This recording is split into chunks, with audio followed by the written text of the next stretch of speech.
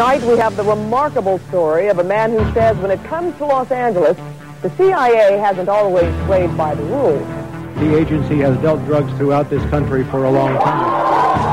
Wait a minute, if you don't like what's going on here, please now. It began to become apparent to me that guns were going one way and drugs were going another. The CIA has issued a blanket response to all of this, denying any involvement. My name is Mike Rupert, R-U-P-P-E-R-T. I did bring this information out 18 years ago, and I got shot at and forced out of LAPD because of it. I've been on the record for 18 years now. We got on record everywhere we could so that if I did get killed, we would know. You know, somebody would know that somebody was saying something was wrong with CIA.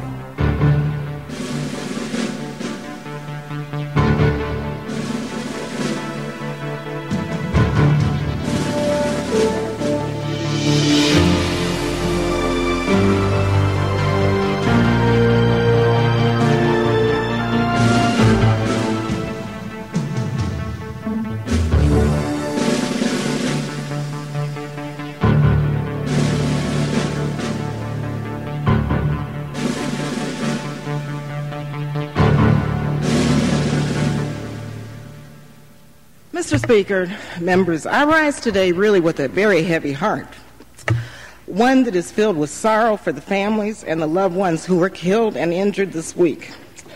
Only the most foolish and the most callous would not understand the grief that has really gripped our people and millions across the world. This unspeakable act on the United States has really forced me, however, to rely on my moral compass, my conscience, and my God for direction. September 11th changed the world. Our deepest fears now haunt us. Yet I am convinced that military action will not prevent further acts of international terrorism against the United States. This is a very complex and complicated matter. Now, this resolution will pass, although we all know that the president can wage a war even without it. However difficult this vote may be, some of us must urge the use of restraint. Our country is in a state of mourning. Some of us must say, let's step back for a moment. Let's just pause just for a minute and think through the implications of our actions today, so that this does not spiral out of control. Now, I have agonized over this vote, but I came to grips with it today, and I came to grips with opposing this resolution during the very painful yet very beautiful memorial service. As a member of the clergy so eloquently said, as we act, let us not become the evil that we deplore.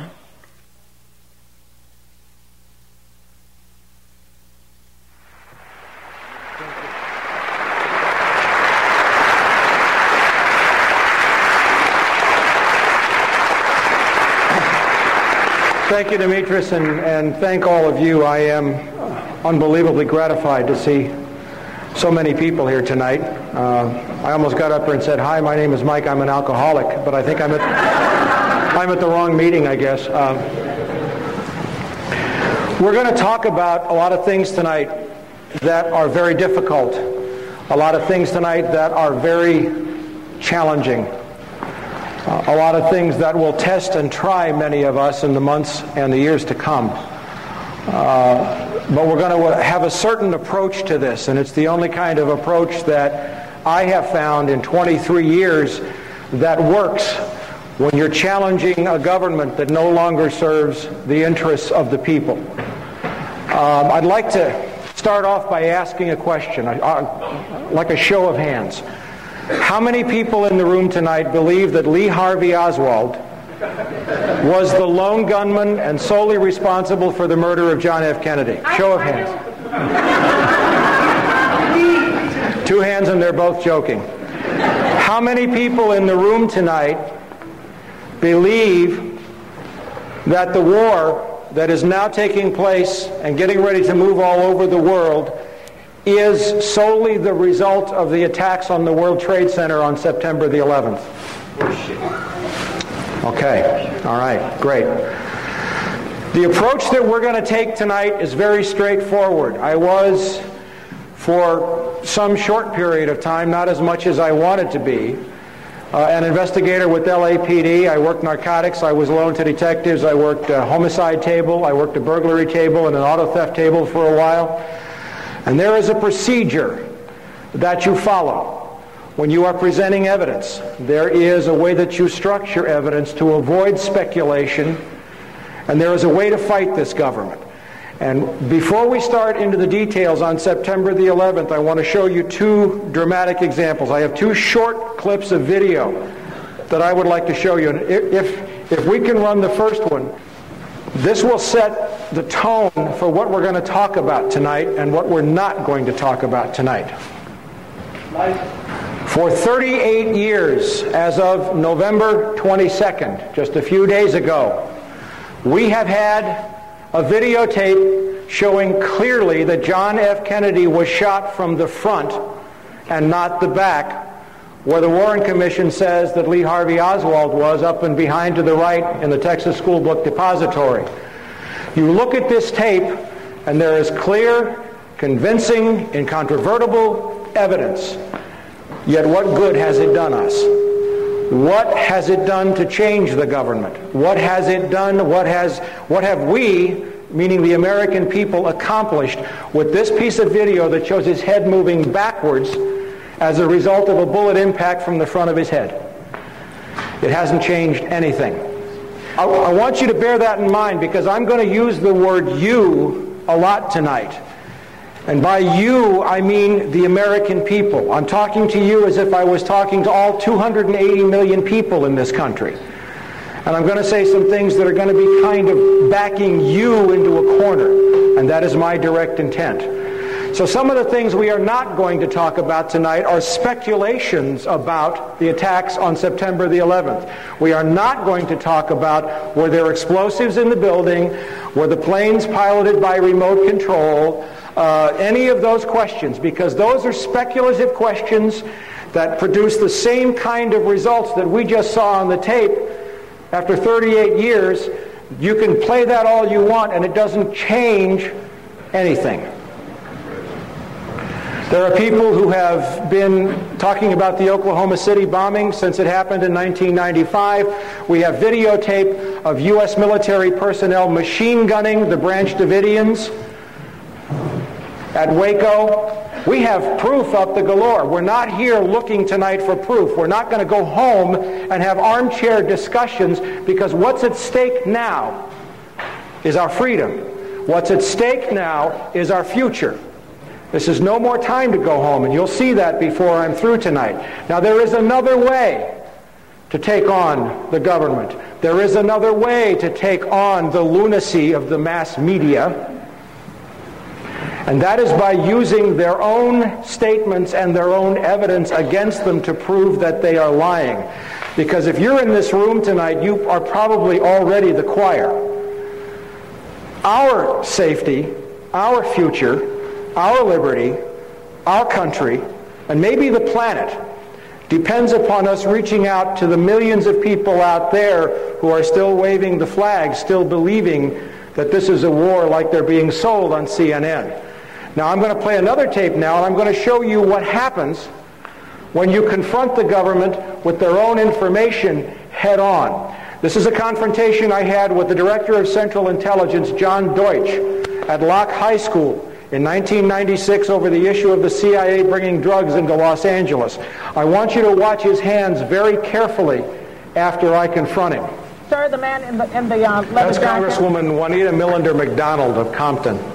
I will be coming back Hi. over. I'll continue. I am a former Los Angeles police narcotics detective, and I work South Central Los Angeles, and I will tell you, Director Deutsch, emphatically and And without just speak further equivocation, into the mic, sir. These mics don't seem to be... I will tell you, Director Deutsch, as a former Los Angeles police narcotics detective, that the agency has dealt drugs throughout this country for a long time.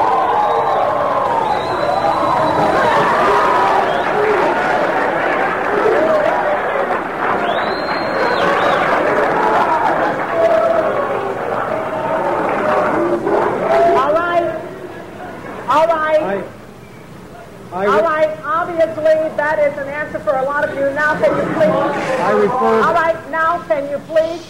I refer direct... Wait a minute.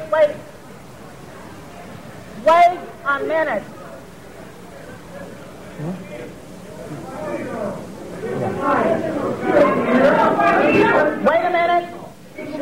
Wait a minute here. Wait a minute. If you don't like what's going on here, please leave now. No, leave. No, leave now, because there are others who do want to hear what's going on in this room. Will you please take your seats? I will come back to you as we roll back across to the center section. Director Deutsch, I will refer you to 3 specific agency operations known as Amadeus, Pegasus, and Watchtower. I have Watchtower documents heavily redacted by the agency.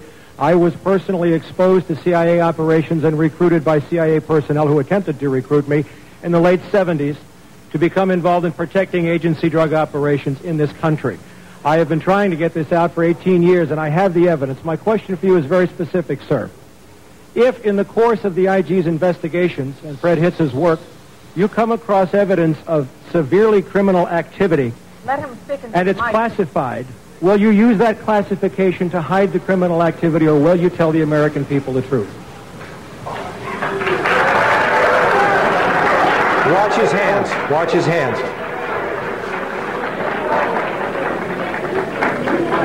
All right, you want to hear the response first from Congressman Julian Dixon and then from the director. Wait a minute. From York.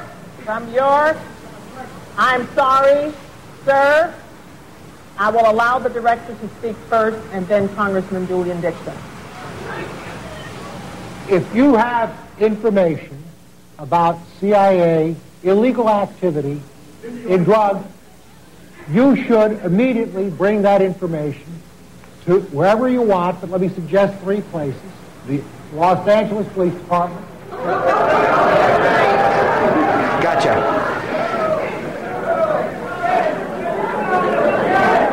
Please. I'm sorry, others want to hear this answer. I am sorry, others want to hear this answer. It is your choice, the Los Angeles Police Department, the Inspector General, or office of one of your Congress persons from this. 18 years ago, sir, and I got shot at for it. Wait a minute, sir. Wait a minute, sir. And? Sir, you have not gotten the mic yet. You are not. But wait a minute, then don't speak out of turn. Let me say something else. If this information turns up wrongdoing, we will bring the people to justice and make them accountable. All right, Congressman Dixon. Thank you, sir, for coming. Wait a minute here. I thought you did not want to be here, but now that you are here, please let us hear and listen. Thank you very much. Sir, I want to thank you for coming. You were at the last meeting. The staff probably had the spelling of your name wrong, but No, they didn't. We would like to talk to you. We have been looking for a couple of days for you, and we want to make sure that you contact the committee, because obviously you have some valuable information. If you want to give it to me privately, if you want to hand it to that aide where I can contact you this evening, please do it. Don't let us get away without getting a contact for you. Thank you, sir. Pass it up to him now so everyone can see that I got it. That would be fine. Thank you, sir. And for the record, Please keep the noise down so that we can hear and we can get answers. For the record, my name is Mike Rupert, R-U-P-P-E-R-T. I did bring this information out 18 years ago, and I got shot at and forced out of LAPD because of it.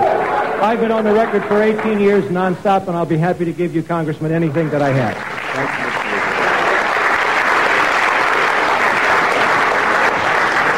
I have to tell you that that was probably the most fun I've ever had in my life. Although tonight may top that. If you can kill the blue on the VCR there. What happened after this was John Deutsch was guaranteed an appointment by Bill Clinton to become the next Secretary of Defense. My confrontation with John Deutsch cost him that appointment. My good friend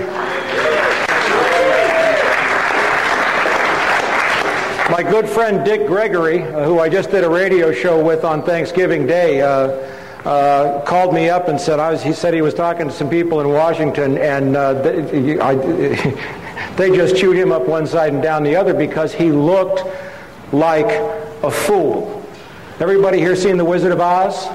Everybody here seen The Man Behind the Curtain? We have to get to the man behind the curtain, but it's going to be a little bit scarier than that movie was to do that. So, let's take an approach to September the 11th along the lines of an investigator presenting a case to a grand jury, or along the lines of a detective presenting a case to a district attorney. First of all, who am I? We're going to go through this really quickly.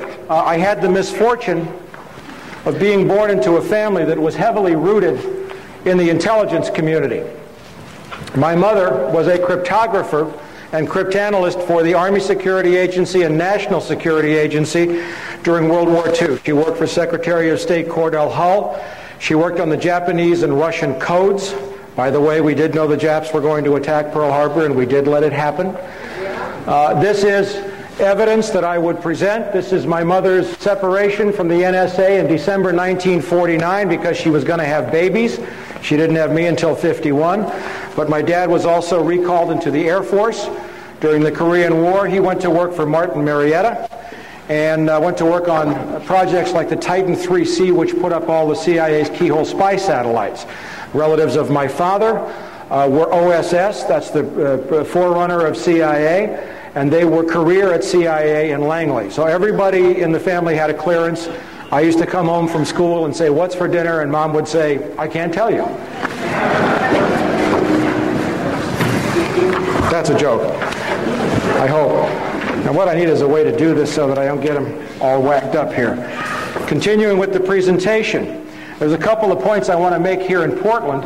This is one of my rating reports from LAPD showing an outstanding rating, showing also that I have, especially in the field of narcotics enforcement and investigative procedures, I was loaned to Wilshire Division Narcotics several times and specialized in narcotics. I was even sent to a training school by the U.S. Department of Justice and the DEA, which I attended. You don't get that for writing parking tickets. And the reason why I say this is because the ranking member of LAPD in the room that day when I confronted John Deutsch told Ted Koppel that I had never worked narcotics. And that got me pulled from a live interview with Ted Koppel. The ranking member of LAPD in the room that day was Deputy Chief Mark Croker.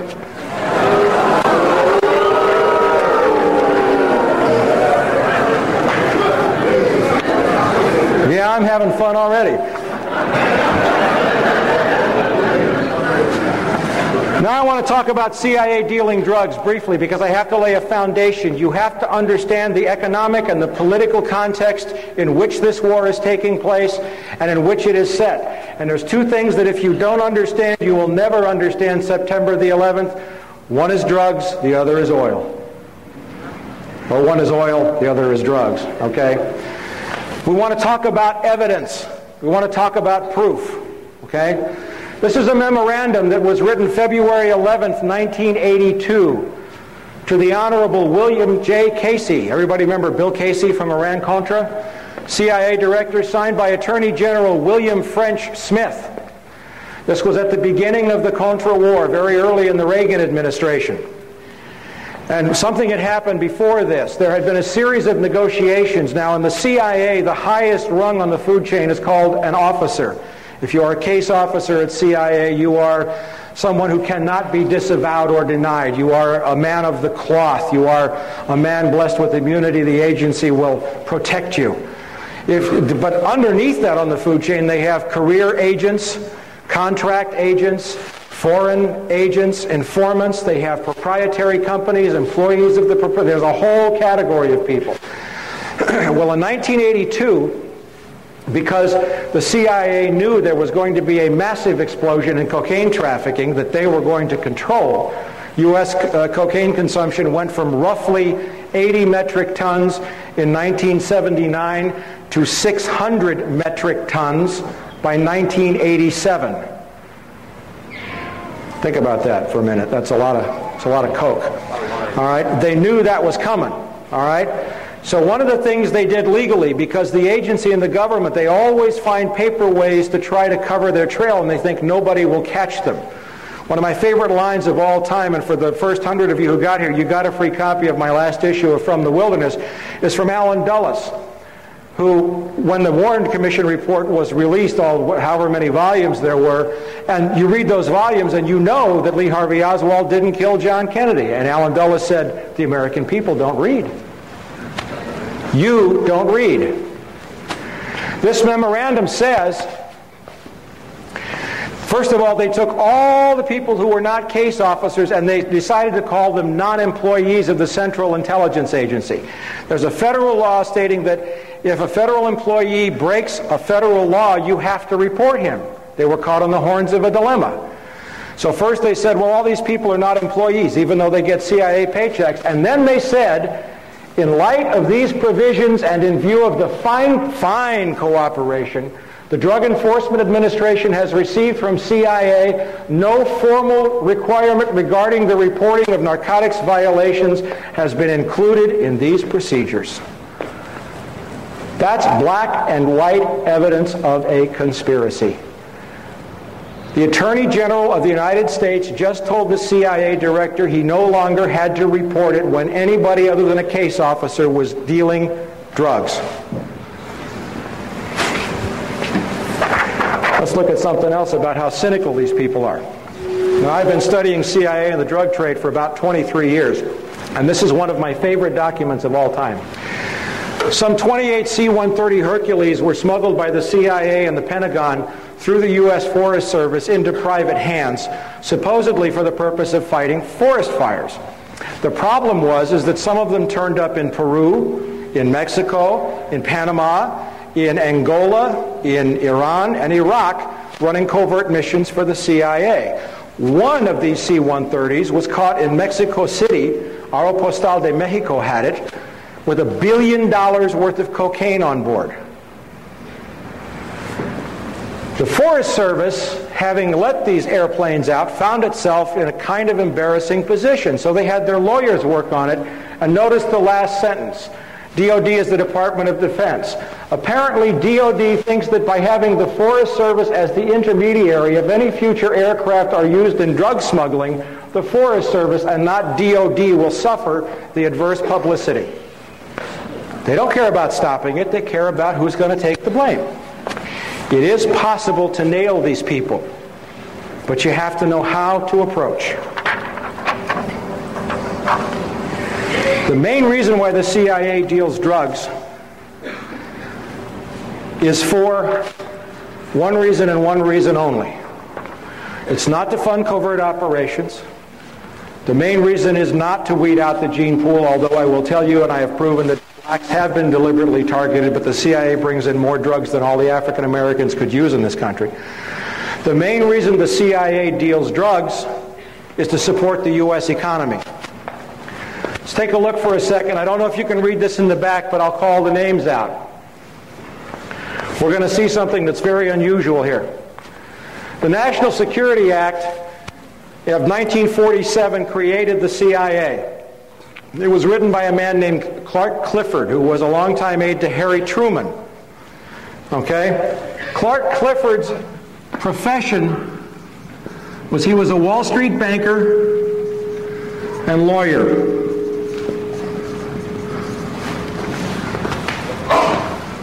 Clark Clifford is also the man who brought a bank called BCCI into the United States in the 1980s, a drug money laundering bank that was exposed for laundering drug money.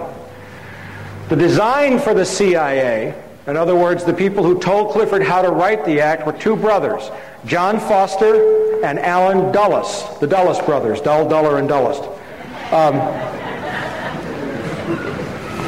John Foster Dulles was Secretary of State to President Dwight Eisenhower.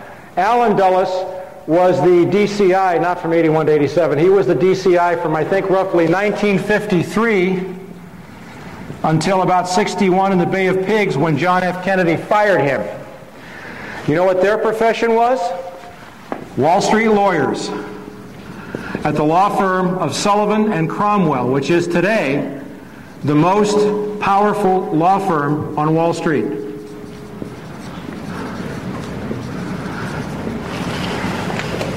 Bill Casey, the man we just saw the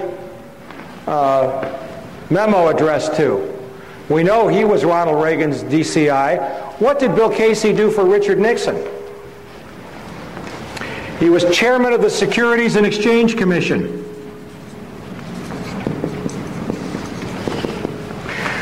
Stanley Sporkin, one of my favorite turkeys, was CIA General Counsel during the 80s. He used to email back and forth with Oliver North. Dear Stanley to Ollie, Stanley to Ollie. It was very funny. Okay? Do you know what he did before he became... No, he was the General Counsel to the SEC. Securities and Exchange Commission, charged with monitoring all securities transactions. David Daugherty, CIA General Counsel after Stanley Sporkin. You know what he does today? The Executive Vice President of the New York Stock Exchange for enforcement. Isn't that great?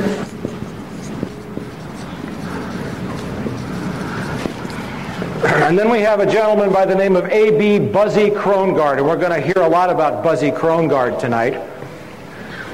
Buzzy Krongard is currently the CIA Executive Director. The top three positions are DCI, Director of Central Intelligence, DDI, Deputy Director of Intelligence, and Executive Director. Buzzy Krongard was, until 1998, the head of an investment bank called A.B. Brown.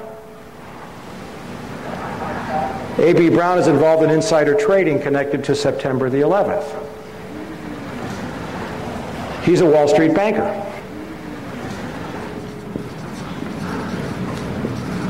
As a matter of fact,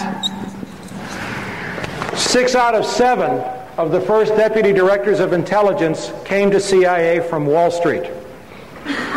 The mission of the CIA is to control money and cash flow for the benefit not of you and me, but for the benefit of the banks and the stock brokerage houses and all of the interests that control U.S. politics. Now, the U.S. economy is in deep trouble. But the level of criminality in this government and in this country has become so overt in the last 2 years that the stink is becoming hard for people to ignore. This is a story from the Associated Press, June 27th, 1999. New York Stock Exchange chief, that's a guy by the name of Dick Grasso, hops on an airplane in New York City and flies to Bogota, Colombia, hops in an armor-plated limousine and drives up to the foothills in the mountains that are occupied by the FARC guerrillas, who occupy a third of Colombia. They tax the cocaine. Everybody in Colombia deals drugs. But what did he ask them to do? He asked the FARC guerrillas to invest their drug profits in Wall Street. There's an AP story right there. He didn't say stop dealing drugs, it's bad for our kids. He said, let us manage your drug money. The FARC said, we think we would rather keep our money in Colombia for the benefit of Colombians. Why should we send it to New York? And what happened a year later was Bill Clinton announced Plan Colombia. And don't get me wrong here, Colombia is on the list of countries where this administration is planning to go to war because there's also oil there. All right. Still laying a foundation, but we're getting ready to move into September 11th. Let's look at a little history of the Bush family.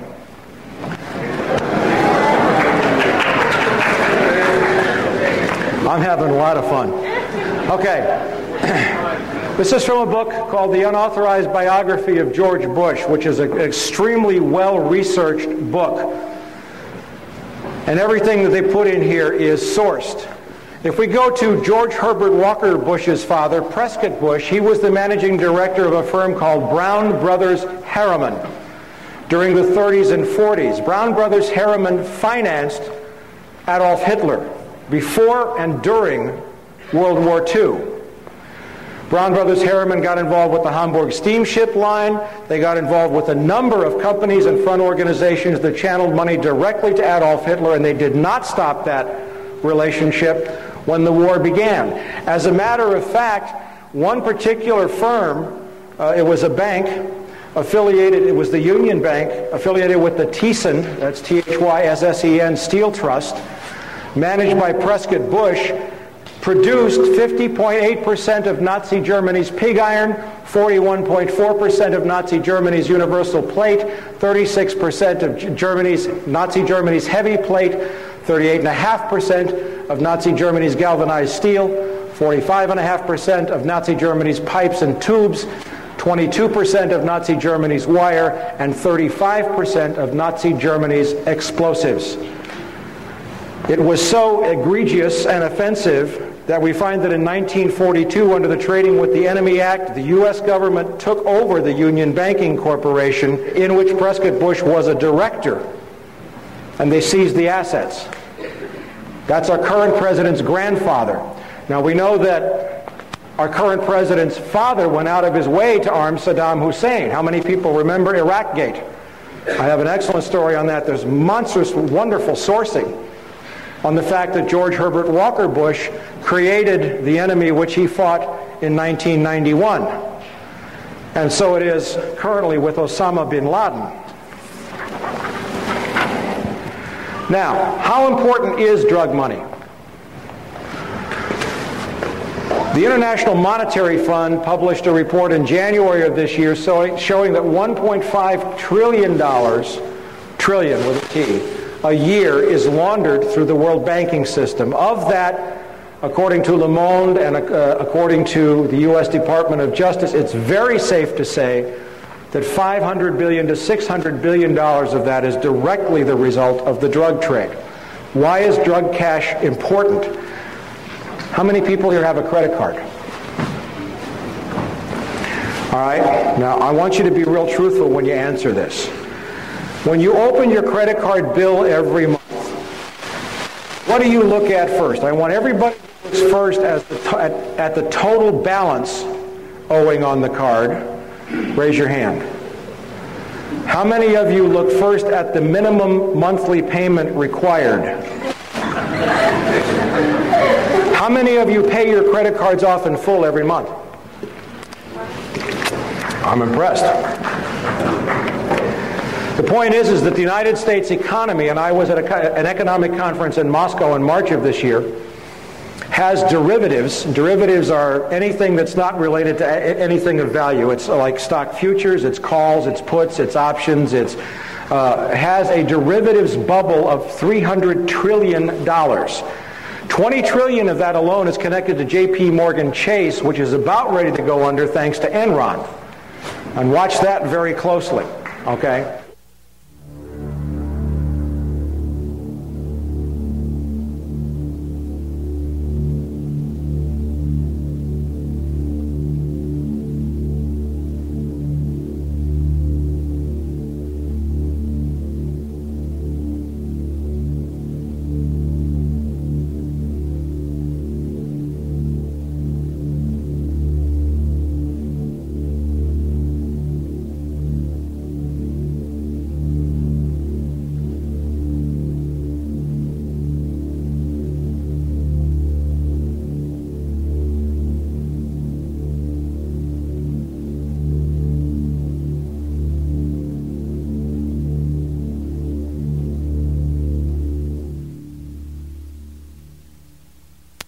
Just in March of this year, we had a wonderful piece of evidence come up from Senator Carl Levin's minority report to the Senate Permanent Subcommittee on Investigations, and it was a report on correspondent banks, and money laundering. Now, this is a story from the Washington Post dated February 5th.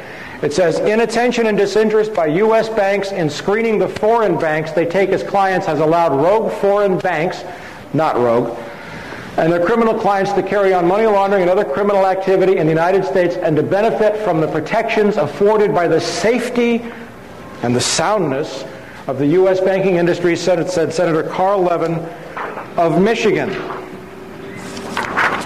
Specifically mentions J.P. Morgan Chase. On the next page, 4,000 offshore banks to launder money into the United States, $1 trillion laundered annually. That's conservative. Money laundered in which the Clinton administration declared a national security threat. Not true. It's a national asset as far as Wall Street is concerned. Carl Levin said $500 billion moved through the U.S. banking system in drug money every year. That's liquid cash. And you want to know how important liquid cash in this? Well, there's a saying. One of my dear friends and colleagues and mentor, Catherine Austin Fitz, is a former Assistant Secretary of Housing.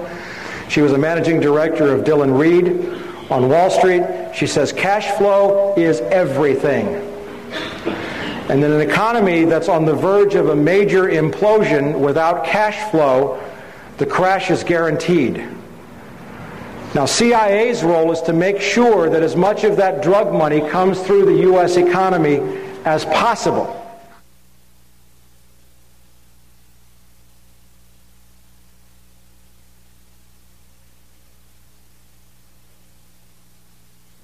When I was a little girl, I grew up at 48th and Larchwood in West Philadelphia, and the salary index was 100%. The salary index is the index that I use to describe the well-being of a neighborhood. It's the percent of people in a neighborhood who believe that a child can leave their home, go to the nearest place to buy a popsicle, and come home alone safely. It was unthinkable that a child wasn't safe at 48th and Larchwood in West Philadelphia in the 1950s.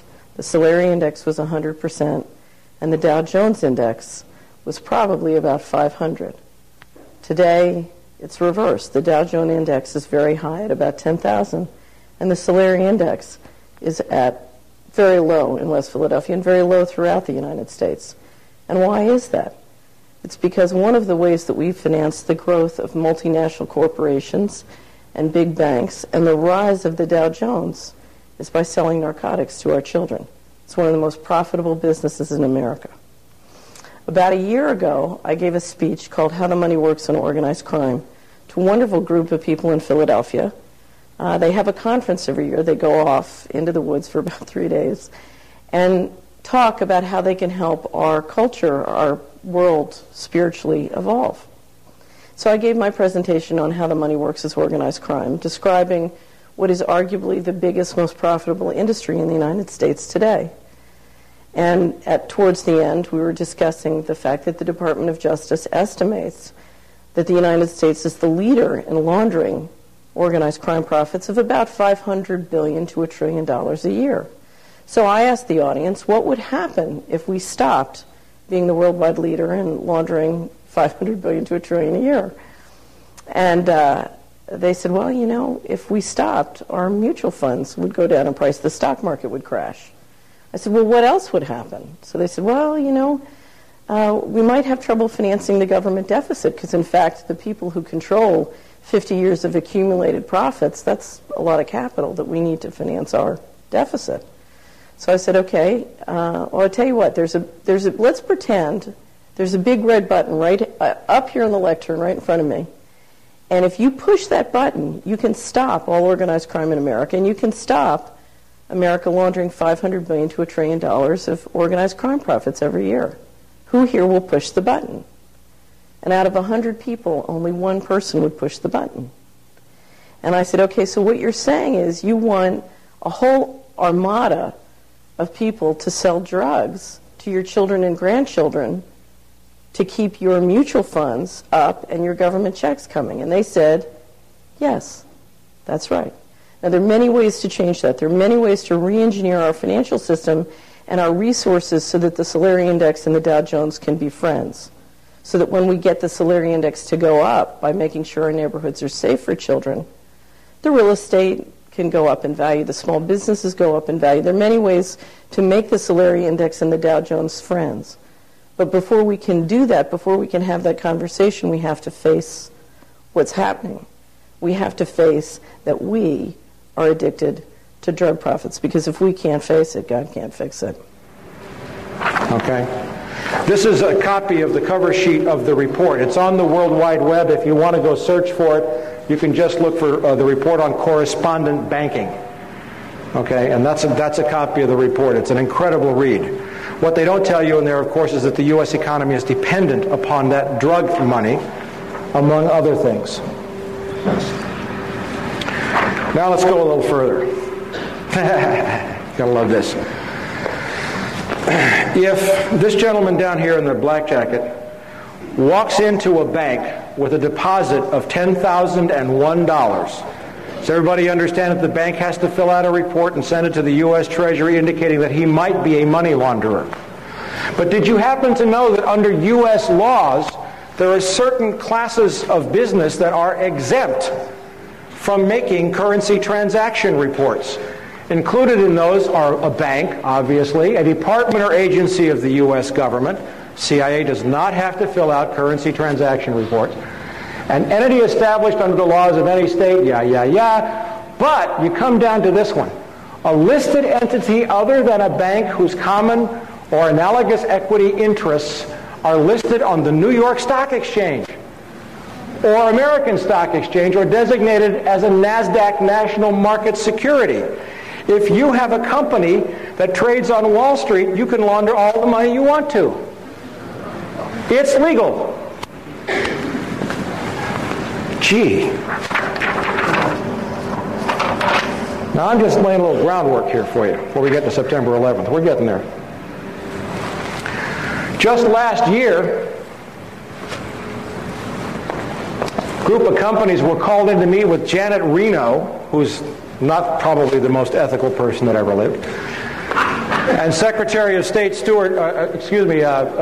Deputy Treasury Secretary Stuart Eisenstadt. And these companies, Hewlett-Packard, Ford, Sony, General Motors, Whirlpool, General Electric, and Philip Morris, were called in to the Department of Justice for the amount of drug money they were laundering. Basically, the message was, you guys cool it. Okay? It's getting like out of hand. Now, let me ask a question. This gentleman right here, what's your name? Kevin. Kevin is a drug lord. Kevin is the king of all drugs in South America. Okay? All right. And let's say this young lady right down here with the glasses. What's your name? Rhonda. Rhonda is the executive vice president of General Motors for the Southern Hemisphere, or South America. Okay? Kevin, you call up Rhonda one day and you say, I'd like 100 Chevy Suburbans, armor-plated, custom-built, at $30,000 each, and I'll pay cash. Rhonda, what are you going to say to that offer? All right. All right. Now, Kevin's got money that he can't spend because it's drug money. But now he's got 100 Chevy Suburbans. But let's say now that, the gentleman with his hand on his chin right there. Yeah, right there. What's your name? No, you. What's your name? Brian. Brian is Jack Welch, the chairman of General Electric. Okay? Now, Kevin, you're really good. Okay? You got $200 million that you got to move. Okay? So you call up Jack Welch's assistant, special accounts assistant. You say, I'd like to open in South America Kevin's Appliances. I'd like to buy $200 million of everything GE has, because I'm going to open this appliance store and I'll pay you cash. Now, Jack Welch at GE, what do you say? Right on. Let's do this deal. Now, by the way, who owns NBC? General Electric. MSNBC, CNBC, all the NBCs. Okay? Now, let's just take a look at that for one quick second. Very quickly, a price-to-earnings ratio, P to E, market capitalization. It's very simple. If you have a company that has 10,000 shares, and each share sells for $10, Did I say 1,000 shares? 1,000 shares, $10. Your market capitalization is $10,000. You multiply the share price by the number of shares. Market capitalization. You divide that by net profits. In other words, what you sell less the cost of doing business. And you come up with the ratio. This is how they value the stock market. Okay, so if you have a company that has a $300 million market capitalization and a $10 million net profit, the price to earnings is 30. The POP is 30. And that's about right. And by the way, the current Dow Jones Industrial Average is overpriced by about 2/3. Okay? Now, if you have this 30-to-1 ratio, if I add another $1 million, my pen went dry. If I add another $1 million and make that 2, what happens to this number? Becomes 60. All right? Now, the lady in red down here, who's looking away from me. Ma'am, what's your name? Karen. Karen owns an orange juice company. Makes the best orange juice in the world. And I owe all of what I'm teaching you now to Catherine Austin Fitz. And she's just she has a wonderful website at solari.com, and we'll put those up before I leave. You make incredible orange juice. Okay, the best orange juice in the world. It's fairly priced. Karen's orange juice, right? Okay. You have $1 million net profit a year. Now, let's say this young lady down here in the glasses with the light green sweater. What's your name? That's you. What's your name? Chris. Chris is the chief executive officer of PepsiCo, which owns a small orange juice company called Tropicana. Okay? You see her company with $1 million in net profit. How much, and your price to earnings is 30-to-1. How much are you willing to pay for that? How much are you willing to pay for her company? Would you pay $29 million? Yeah, because the minute you bought her company for $29 million, your stock value goes up $30 million. How do Wall Street executives get paid? In stock. And you watch very closely the Bush administration's plan for economic recovery. It's all handouts to the corporation, which will go directly to boost their POP, which will put hundreds of millions of dollars in the pockets of executives. Has anybody noticed the Bush administration has not offered one single aid plan for any unemployed airline worker?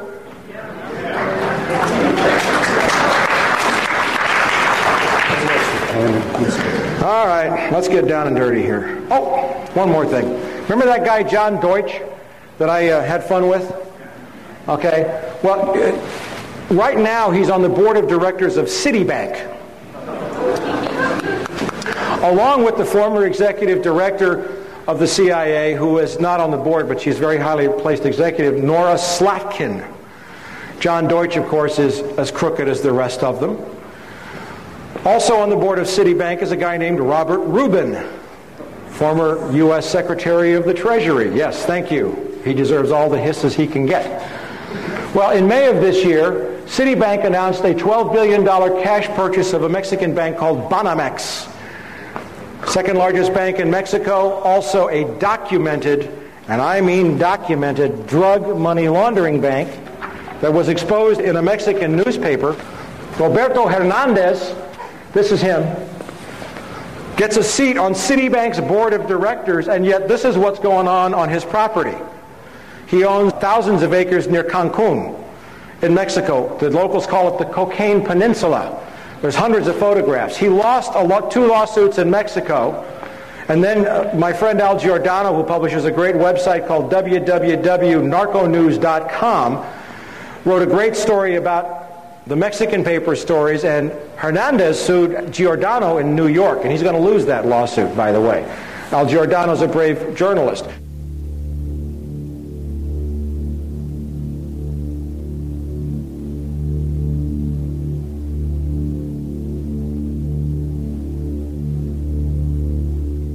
But the point I'm making with this is that the criminality had gotten so out of hand by May of this year that Citibank would openly buy a known drug money laundering bank and put the drug money launderer on its board of directors. That's the need for drug cash in the U.S. economy right now. By the way, Citibank's record of involvement in drug money laundering is extremely well documented in the Wall Street Journal and the New York Times. It laundered some, I think, $300 or $400 million for Raul Salinas de Gortari, the brother of the former Mexican president. Now let's go to some other things that are going on in the economy so that we set you up to understand what's going on around September the 11th. The U.S. economy is being looted. Anybody here remember the savings and loan scandal? You know, the gang that's in the White House is the same gang that brought us the savings and loan scandal?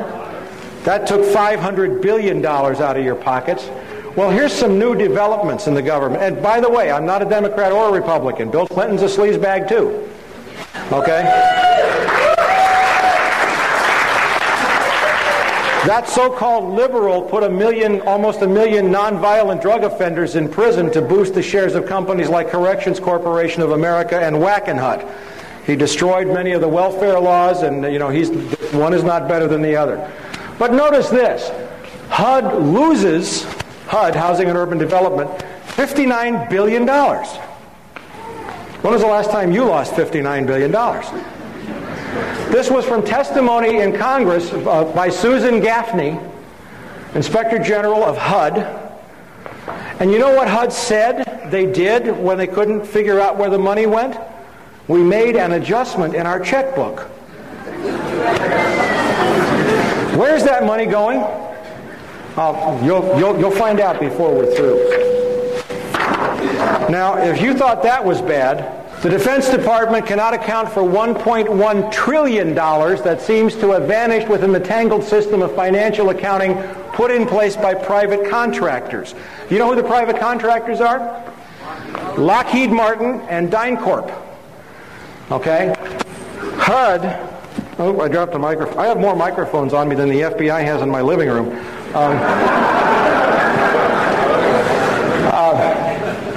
This is from a very great reporter, a very courageous woman who had served on Capitol Hill for many years and became an investigative reporter named Kelly O'Meara, who writes for the Washington Times Insight magazine. I know it's owned by Moon, but Kelly does fabulous work, and she's written a great piece on civil rights after the September 11th attack.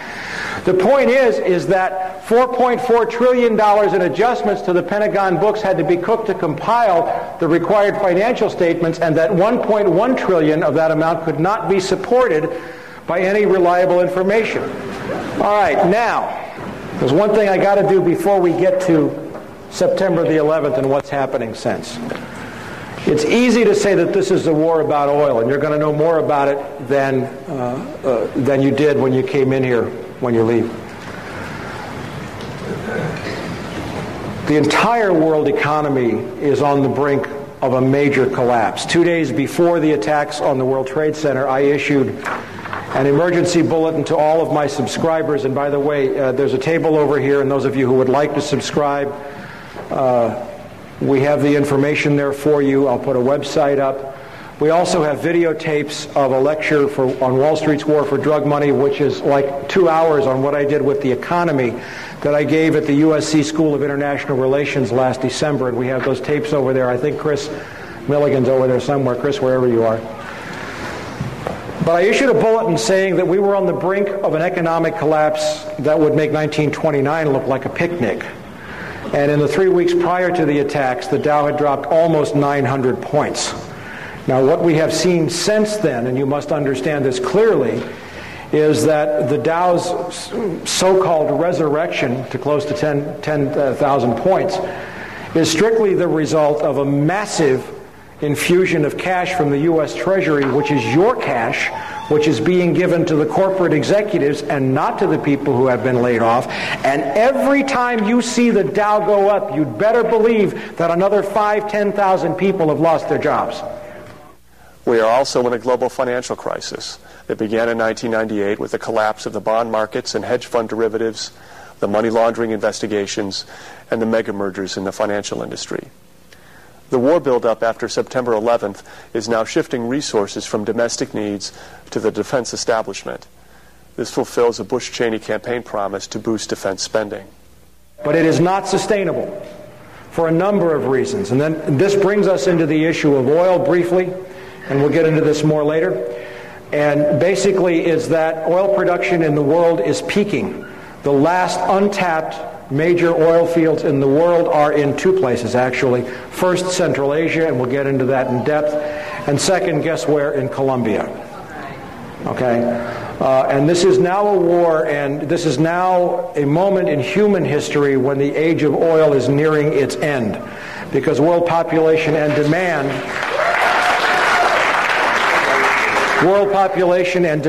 will exceed production sometime within roughly the next 10 years. And we're going to get into that for why. But now let's go back into the warnings about September the 11th. And I didn't do a lot of this, and we have time. Osama bin Laden is of course a Saudi Arabian by birth. His family is exceptionally wealthy. They own not only major construction companies, but they are heavy investors in high technology stocks like Nortel. They have a piece of Pepsi, I think, and Coca-Cola. They're into everything. They're very wealthy. In 1976, Osama's older brother Salim bin Laden hired a man in Texas by the name of Jim Bath, who has CIA connections, to handle all the investments in the United States for the bin Laden family. Jim Bath also happens to be a personal, almost lifelong friend and former Air National Guard pilot with George W. Bush. And immediately after Jim Bath made the arrangements to took over the bin Laden family's finances, Jim Bath made a $50,000 investment in George W. Bush's first company, Arbusto Energy. The connections between the Bushes and the bin Ladens become much more clear as you move forward, and we have reported this in From the Wilderness. Again, I was using stories, and you'll see this. When George Herbert Walker Bush made trips to Saudi Arabia in 1998 and 2000 to meet with the Saudi royal family and to meet with the bin Laden family, which he finally acknowledged, along with former British Prime Minister John Major, on behalf of a company called the Carlyle Group, which is the 11th largest defense contractor in the country. Carlyle Group is a privately owned corporation. That means they do not have to report their ownership or financial activities to the SEC. Yet they provide all kinds of the highest technology equipment to the U.S. Pentagon. And Carlyle, of course, has made several, probably $1 billion, and will as a result of this war. In that context, Osama bin Laden went to Afghanistan in 1979, 1980, maybe the early 80s, to fight the Russians, and he was supported by the CIA.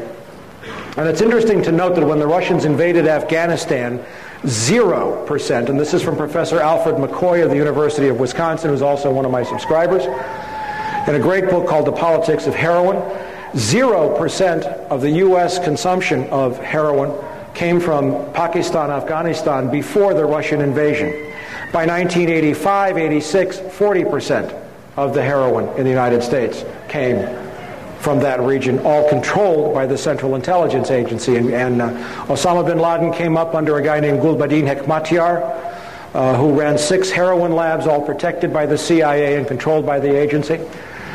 He has been a CIA asset for a long period of time. We'll see more about that. He is a CIA creation. Now we come to September 11th, and we're going to go into a timeline here, and I have written several stories, and I was on the radio here with Sheila Hamilton at KPAM just a few days after the attacks, and I was saying the U.S. government knew these attacks were going to take place and did not stop them. And I keep building to that evidence, but I'm going to show you a couple of things now. Not by any means all of the evidence that I have of foreknowledge, but just a couple of telling points.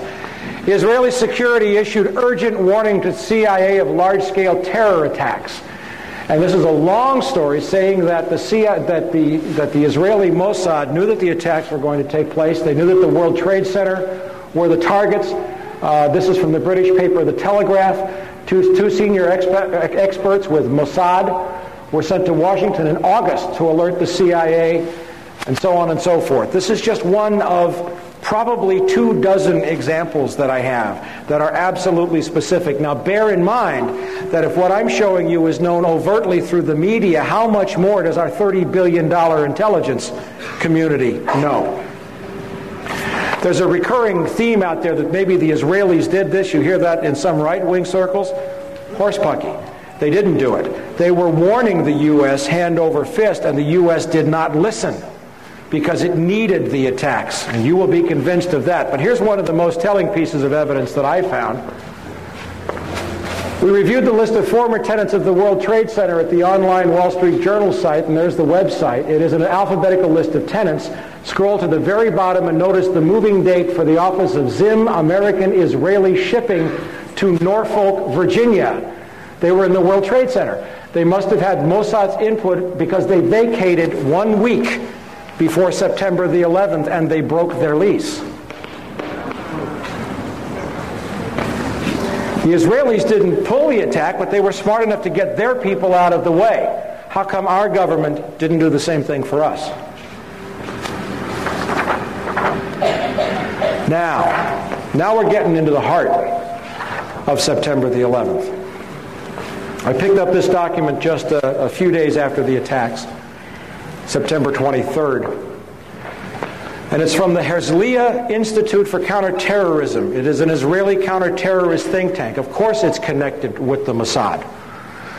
And what they detailed, this is from the October 15th issue of From the Wilderness. Between September 6th and 7th, the Chicago Board of Options Exchange saw purchases of 4,744 put options on United Airlines and only 396 call options. A put option is basically a bet that the stock price is going to go down. It's a contract that's entered into that's irrevocable. And let's say the gentleman in the suspenders, I do a put option deal with you to sell shares at $100 in 2 weeks, 4 months. 4 months is the standard, but you can write the contract for anything you want. And he's committed now to buy the shares for $100. Well, if I know that the attacks are going to take place, I don't have to deliver the shares until the contract matures. So if I know the stock is going to crash, he enters into a put agreement with me, agrees to buy the shares at $100. The next day the World Trade Center attacks happen. The stocks are selling for $20. I go buy the shares for $20, and he has to buy them for $100. That's how a put option works. That's a short version, okay? So we saw 4,744 put options on United Airlines, but only 396 call options. On September the 10th, 4,516 put options, same deal, were placed on American Airlines, bought on the Chicago Exchange, compared to only 748 calls. There were no other similar trades on any other airlines. And this level of put options was like 600 to 1,200% above normal for United and American Airlines.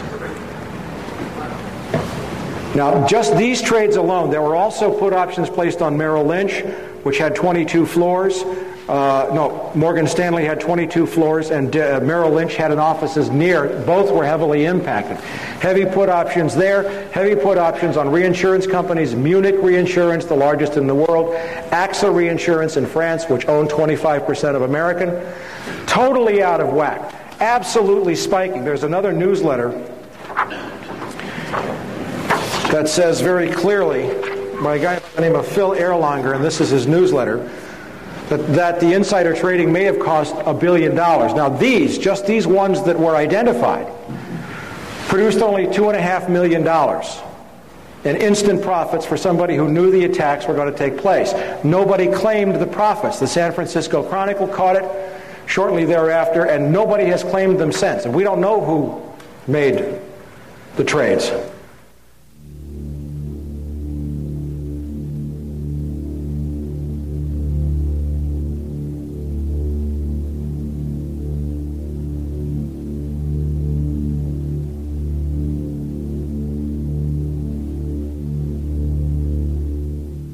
But what did the Herzliya Institute for Counterterrorism tell us? It told us that the United Airlines put options were placed through the firm A.B. Brown. Do you remember A.B. Brown? A.B. Brown was the firm headed until 1998 by A.B. Buzzy Krongard, who is now the executive director of the Central Intelligence Agency. A.B. Brown was sold in 97 to Bankers Trust, then to Deutsche Bank, I think in 98 or 99. It was an offshoot of Deutsche Bank. Now, one thing that I know, that I have written heavily about, is that the CIA, the Mossad, and major intelligence services track all stock trading in real time. On my website, you'll see stories about Promise software, and it's very long to go into, but it's a very sophisticated software. I'm going to write the website for you.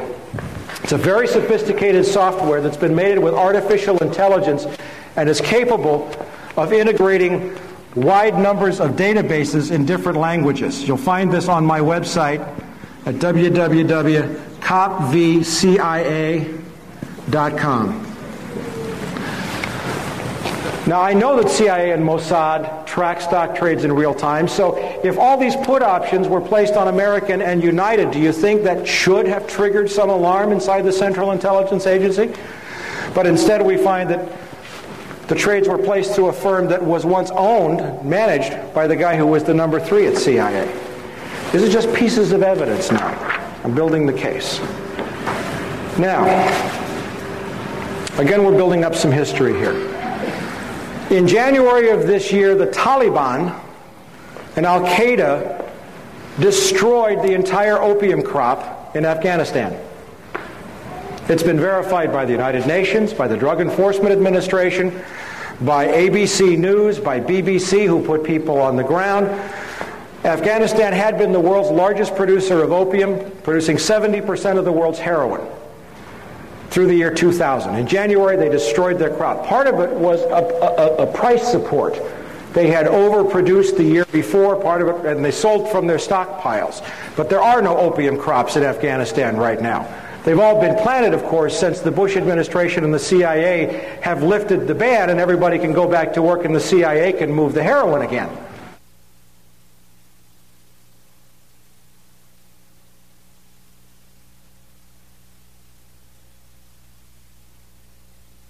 Something that is not being reported in the U.S. press, but is getting quite wide coverage in England and in Europe. And that is that the result of our backing the Northern Alliance in Afghanistan this year is to restore a heroin flow which would otherwise have been halved or more in the world, because the Taliban not only announced that they were going to outlaw planting, but their decree worked. There was no Taliban opium planted last year, and that meant a reduction of 90% in the amount of opium coming out of Afghanistan, and the 10% that was left represented a radical increase in the areas under Northern Alliance control.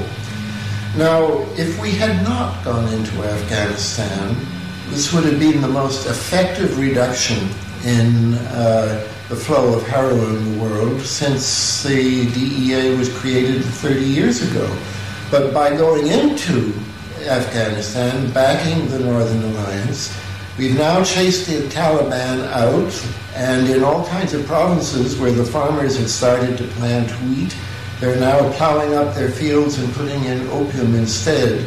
And the global drug authorities at the UN expect that we're going to go back to the record flow of opium that we've seen in the last couple of years. But we heard right after the attacks on September 11th, Tony Blair saying, "We will bomb the poppy fields." Well, there are no poppy fields. They destroyed their crops.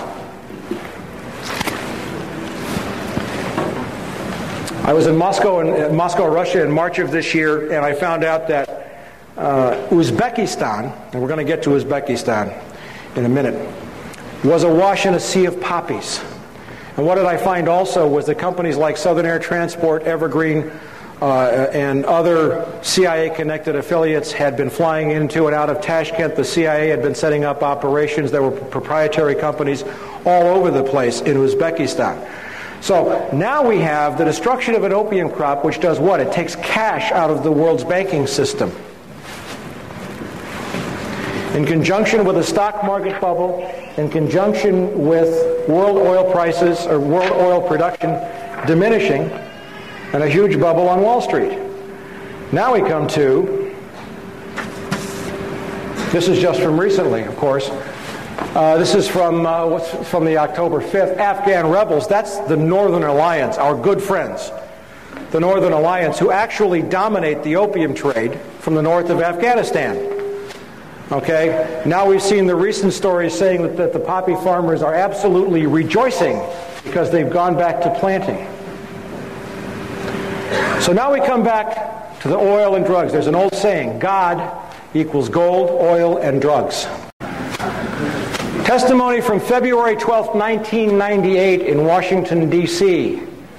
before the House International Relations Committee by John Maresca, Vice President of International Relations for UNICAL, which had been planning to build a pipeline for some time from the Central Asian oil fields of Tajikistan, Kyrgyzstan, Uzbekistan, all the stands, across Afghanistan, down to the Pakistani coast. It's a distance of about 1,500 miles.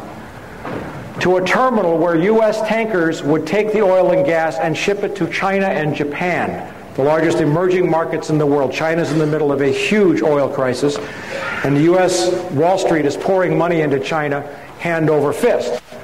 And he says in this, construction cannot begin construction until an internationally recognized Afghanistani government is in place.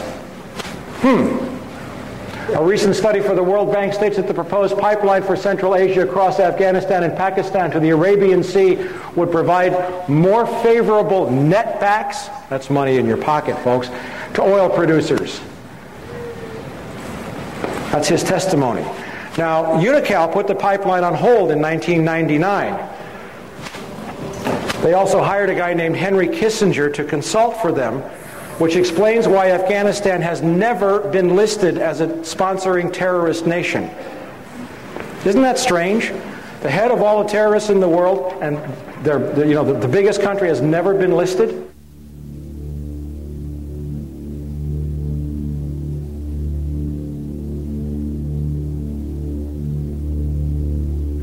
Okay, U.S. companies to invest in Pakistan oil and gas sectors. This is from a Pakistani newspaper, the Frontier Post. The date is, what is the date? October 10th. And what this says, now October the 10th is after we've gone to war, after the attacks on World Trade Center, after we know, is anybody surprised at how quickly we kind of won in Afghanistan? Okay.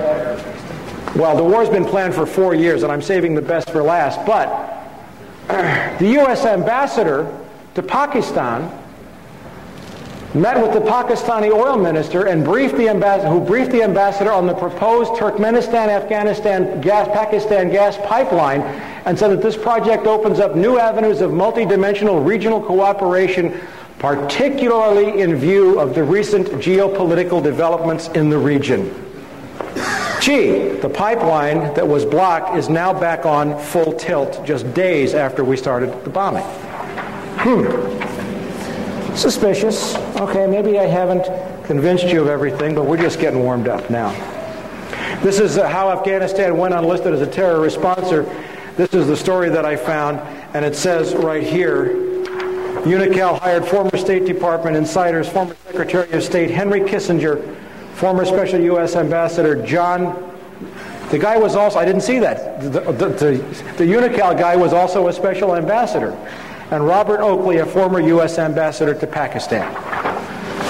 You're going to love where Henry Kissinger turns up on this, by the way. All right. This is one other thing about Kissinger. Chinese oil firm picks Kissinger as advisor. This is from November 4th, thank you. The Chinese National Offshore Oil Company has hired Henry Kissinger to head its foreign advisory board. Now Kissinger's got the Pakistan end and he's got the China end of this oil pipeline. Who does Henry Kissinger front for? Rockefeller. Very good. David Rockefeller. Who's that? Zbigniew Brzezinski. Zbigniew Brzezinski was counselor for strategic and international studies, professor of American foreign policy at Johns Hopkins, national security advisor to President Jimmy Carter, trustee and founder of the Trilateral Commission, member of the Council on Foreign Relations, international advisor to several major corporations, associate of Henry Kissinger, also worked for Ronald Reagan in intelligence capacities, co-chairman of the Bush National Security Advisory Task Force in 1988. What a guy. Zbig. Now, if you want to get really, really, really, really angry, go buy this book. It's called The Grand Chessboard: American Primacy and Its Geostrategic Objectives, written by Zbigniew Brzezinski in 1997. I'm going to read you some quotes from that book.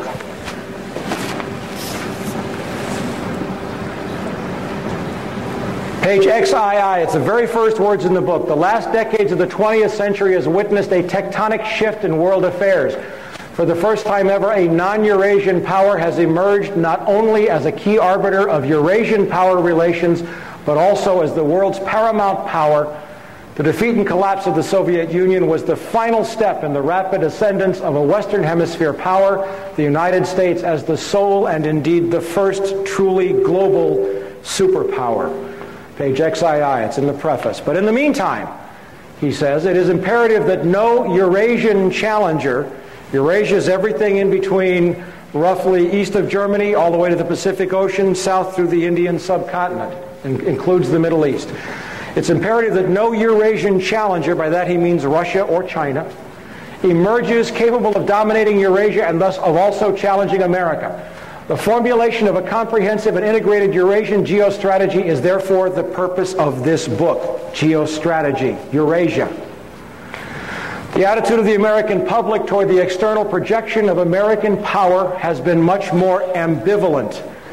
The public supported America's engagement in World War II largely because of the shock effect of the Japanese attack on Pearl Harbor. It gets worse. For America, the chief geopolitical prize is Eurasia. Now a non-Eurasian power, that's us, is preeminent in Eurasia, and America's global primacy, isn't that arrogant? America's global primacy is directly dependent on how long and how effectively its preponderance on the Eurasian continent is sustained. What he's saying is that if the U.S. wants to stay top dog, we have to control Eurasia. America's withdrawal from the world, or because of the sudden emergence of a successful rival, would produce massive international stability. It would prompt global anarchy. You know what he's saying there? Yeah, a little global anarchy would probably be a damn good thing right now. What he's saying there is, if we don't control the world by whatever means necessary, the world's going to be miserable. He didn't ask my opinion. Did he ask yours? Okay. In that context, how America manages Eurasia, do we manage people around the world? Is that our job? Is critical. Eurasia is the globe's largest continent and is geopolitically axial. A power that dominates Eurasia would control two of the world's three most advanced and economically productive regions. A mere glance at the map also suggests that control over Eurasia would almost automatically entail Africa's subordination, rendering the Western Hemisphere and Oceania, that's Australia for all of you non-academics, geopolitically peripheral to the world's central continent. About 75% of the world's people live in Eurasia, and most of the world's physical wealth is there as well, both in its enterprises and underneath its soil. Eurasia accounts for 60% of the world's GNP and three-fourths of the world's known energy resources. Two basic steps are thus required. First, to identify the geostrategically dynamic Eurasian states that have the power to cause a potentially important shift in the international distribution of power, and to decipher the central external goals of their respective political elites and the likely consequences of their seeking to attain them. Second, to formulate specific U.S. policies to offset, co-opt, and or control the above. The man is talking about co-opting, controlling, managing, subverting nations and peoples and economies. To put it in a terminology that harkens back to the more brutal age of ancient empires, the three grand imperatives of imperial, listen to this, of imperial geostrategy are to prevent collusion and maintain security dependence among the vassals, to keep tributaries pliant and protected, and to keep the barbarians from coming together. That's on page 40. I'm telling you, you got to buy the book. Now we get really serious. On page 95, Uzbekistan, with its much more ethnically homogeneous population of approximately 25 million and its leaders emphasizing the country's historic glories, has become increasingly assertive in affirming the region's new post-colonial status. He saw the first step in this as diminishing the ability of Russia to reassert the dream of the Soviet Union. All the stands in Central Asia were once part of the Soviet Union. The borders were drawn arbitrarily by Lenin and Stalin.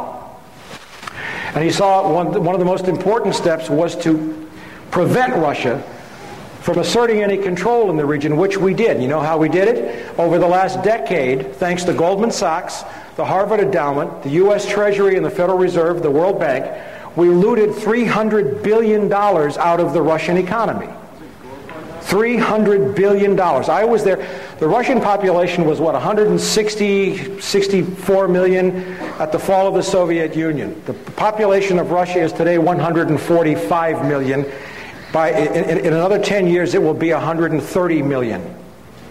The average life expectancy of a male in Russia has dropped to 48 years. Thanks to the economic devastation, the ruin we visited on their economy, it was a deliberate plan to weaken Russia so that it couldn't challenge our move into Eurasia a decade later. It helps if you see this on the map. Okay? Russia, Kazakhstan, Kyrgyzstan, Tajikistan, Uzbekistan, Turkmenistan, Iran, Afghanistan, Pakistan, India, and China.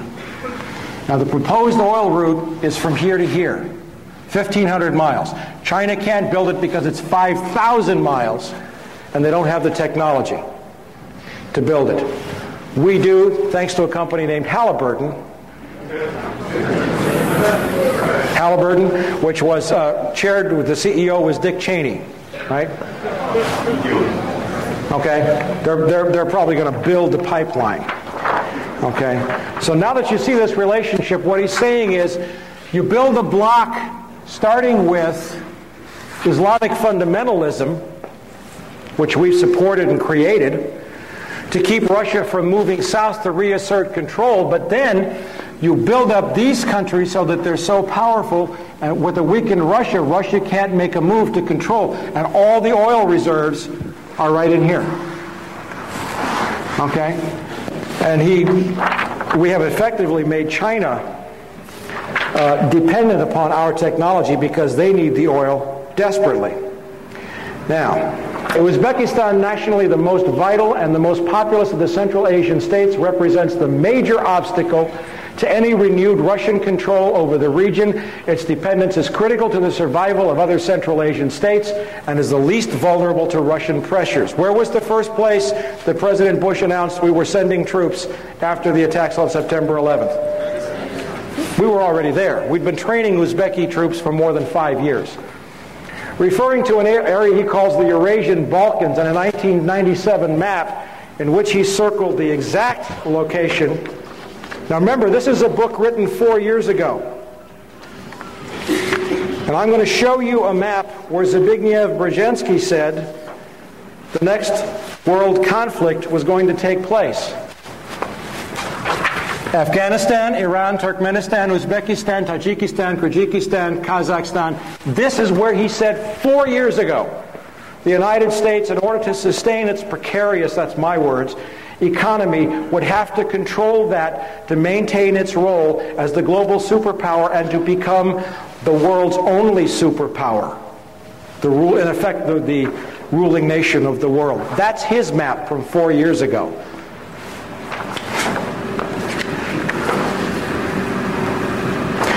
Referring to an area he calls the Eurasian Balkans, and a 97 map in which he circled the exact location of the current conflict, describing it as the central region of pending conflict for world dominance, Brzezinski writes, moreover, the Central Asian republics are of importance from the standpoint of security and historical ambitions to at least three of their most immediate and more powerful neighbors, namely Russia, Turkey, and Iran, with China also signaling an increasing geopolitical interest in the region.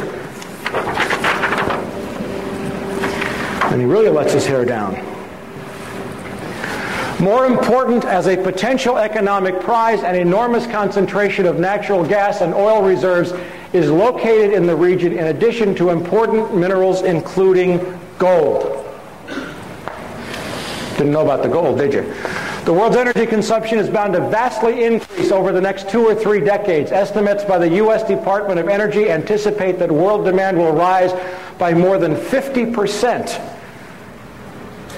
between 1993 and 2015, with the most significant increase in consumption occurring in the Far East, China.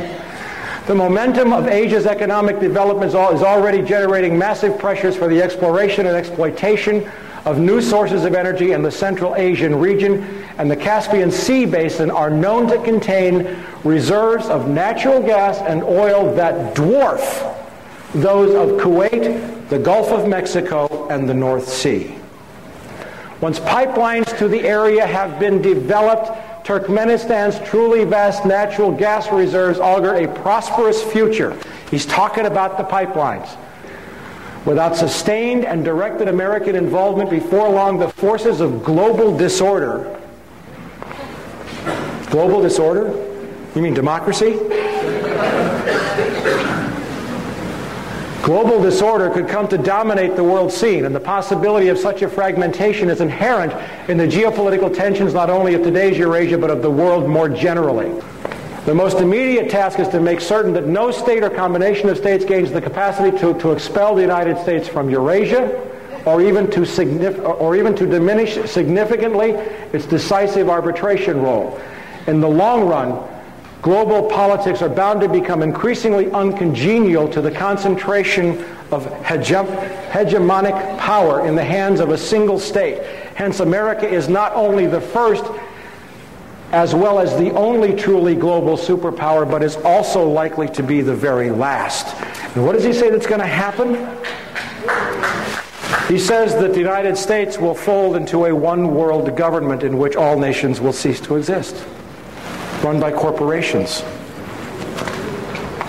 I'm paraphrasing it. Now, hold your breath. Very last pages in the book.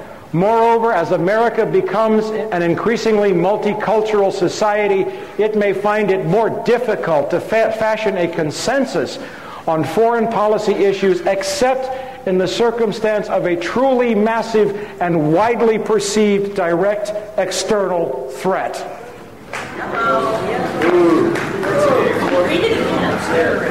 Read it again, she said. Maybe I should read this with a German accent. Wait a minute. Moreover, as America becomes an increasingly multicultural society, it may find it more difficult to fashion a consensus on foreign policy issues, except in the circumstance of a truly massive and widely perceived direct external threat.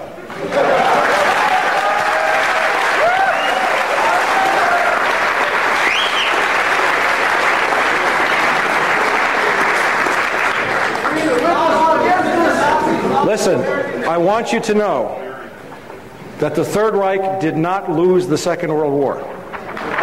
It just changed venues. Now we're going to close with a summation And you all are still with me. Nobody's fallen over in their chairs, right? Can I have a minute to take a hit off my Pepsi here? All right, now I'm going to run you through a timeline, which is what a detective would do for a prosecutor. I'm going to run you through a series of events with some information that's absolutely going to curl your socks. Or something. And let's start with some of this we've covered. 1998 and 2000, former President George Bush travels to Saudi Arabia on behalf of the Carlyle Group, the 11th largest defense contractor. While there, he meets privately with the Saudi royal family and the bin Laden family. Source, Wall Street Journal, September 27th. Also from The Wilderness, that's my newsletter, The Best Enemies Money Can Buy. And I hope some of you folks are going to subscribe tonight. Chris, wherever you are, raise your hand. January 2001, the Bush administration orders the FBI and intelligence agencies to back off investigations involving the bin Laden family, including two of Osama bin Laden's relatives, Abdullah and Omar bin Laden. There goes the black sheep theory, who were living, guess where? In Falls Church, Virginia, right next to CIA headquarters. This followed previous orders dating back to 1996, that's under Bill Clinton, frustrating efforts to investigate the bin Laden family. Source, BBC Newsnight correspondent Greg Palast. And on the TV broadcast, he actually held up an FBI national security report showing that the Bureau had been ordered to leave the bin Ladens alone. By the way, this is just for your edification. This is a copy of the BBC report showing that the Bush administration ordered the FBI to stop investigating the bin Laden family in January, right after taking office.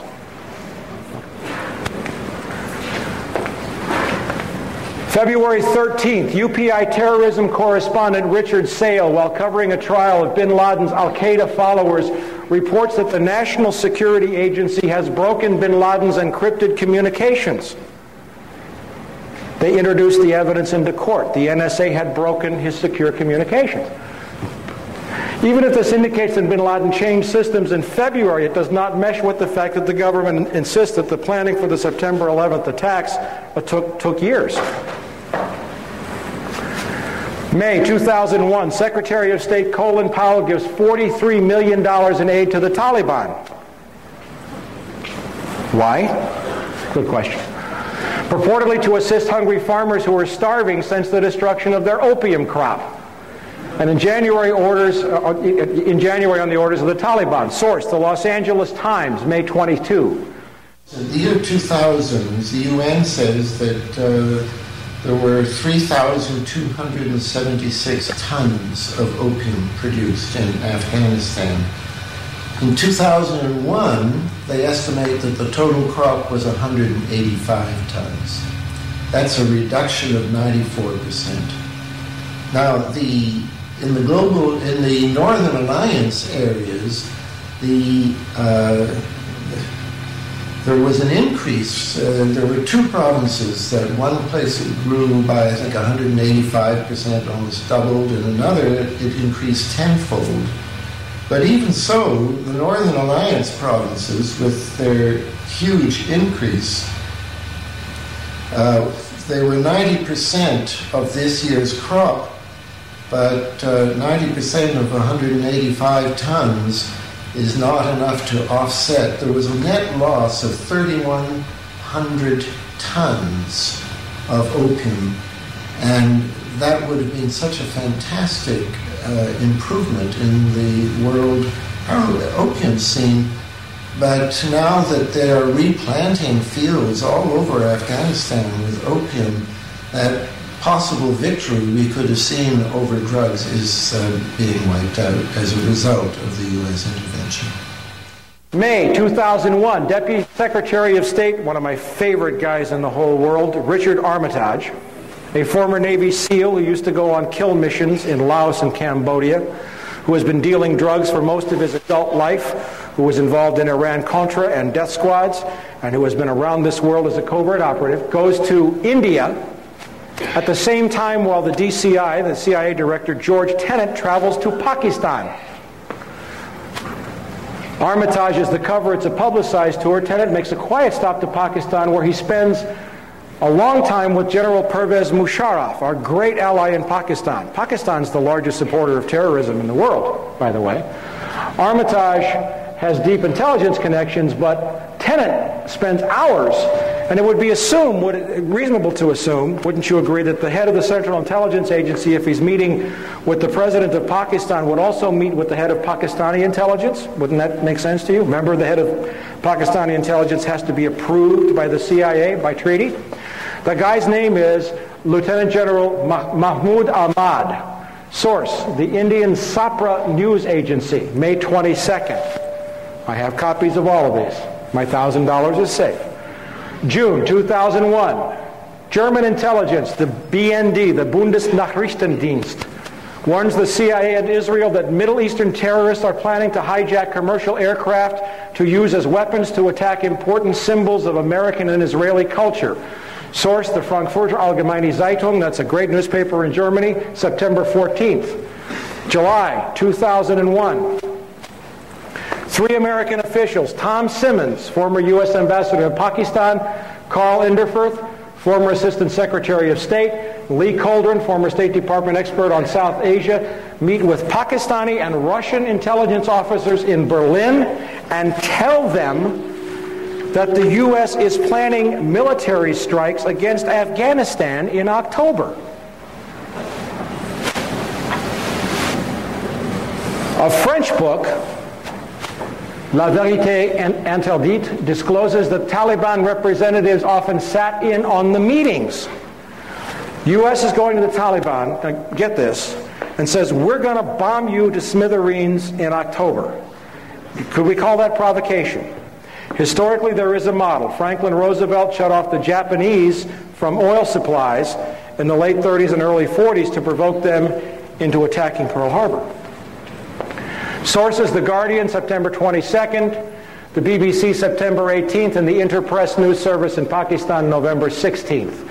Summer 2001, according to a September 26th story in Britain's The Guardian, correspondent David Lee reported that U.S. Department of Defense official Jeffrey Starr visited Tajikistan in January. The Guardian's Felicity Lawrence established that U.S. Rangers were training special troops in Kyrgyzstan at that time. And there were unconfirmed reports that Tajik and Uzbek special troops were training in Alaska and Montana. Summer 2001, Pakistani ISI chief General Mahmoud, remember the guy I talked about, the guy that has to be approved by the CIA director by treaty? You're going to love this. Pakistani ISI chief General Mahmoud orders an aide to wire transfer $100,000 to Mohammed Atta, the lead hijacker.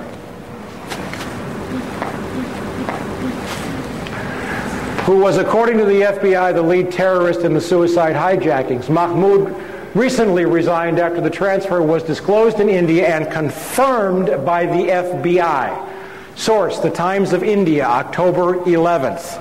Our allies wiring $100,000 to the lead hijacker before the attacks. Summer 2001, an Iranian man phones the U.S. law enforcement to warn of an imminent attack on the World Trade Center in the week of September the 9th. World Trade Center, September the 9th. German police confirm the calls but state the U.S. Secret Service would not reveal any information. I got this from the German news agency Online, i.e. September 14th, 2001. August 2001. The FBI arrests an Islamic militant linked to bin Laden in Boston.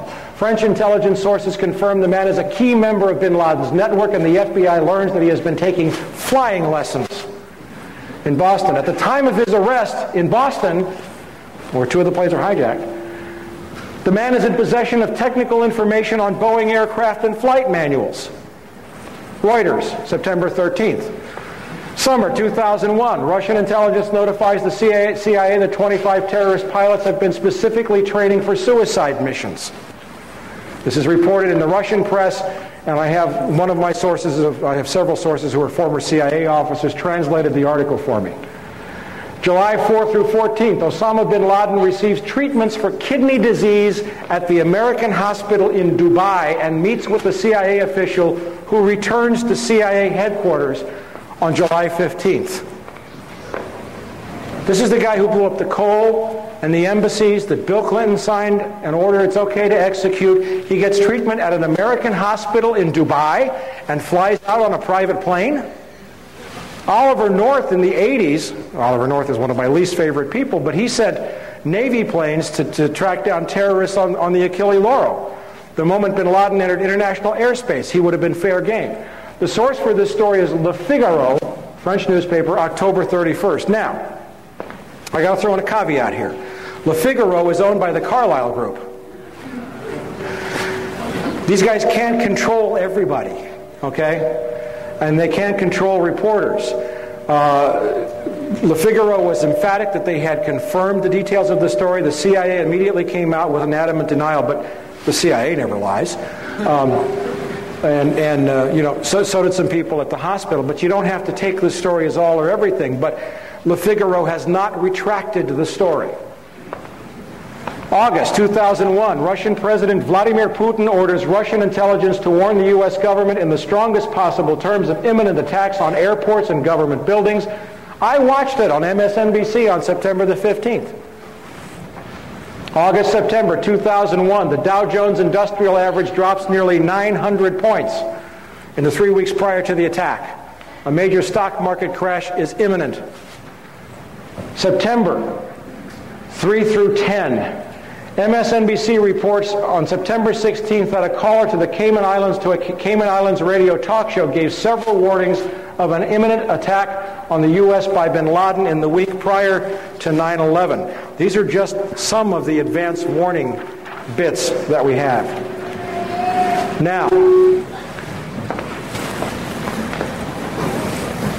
September 1 through 10.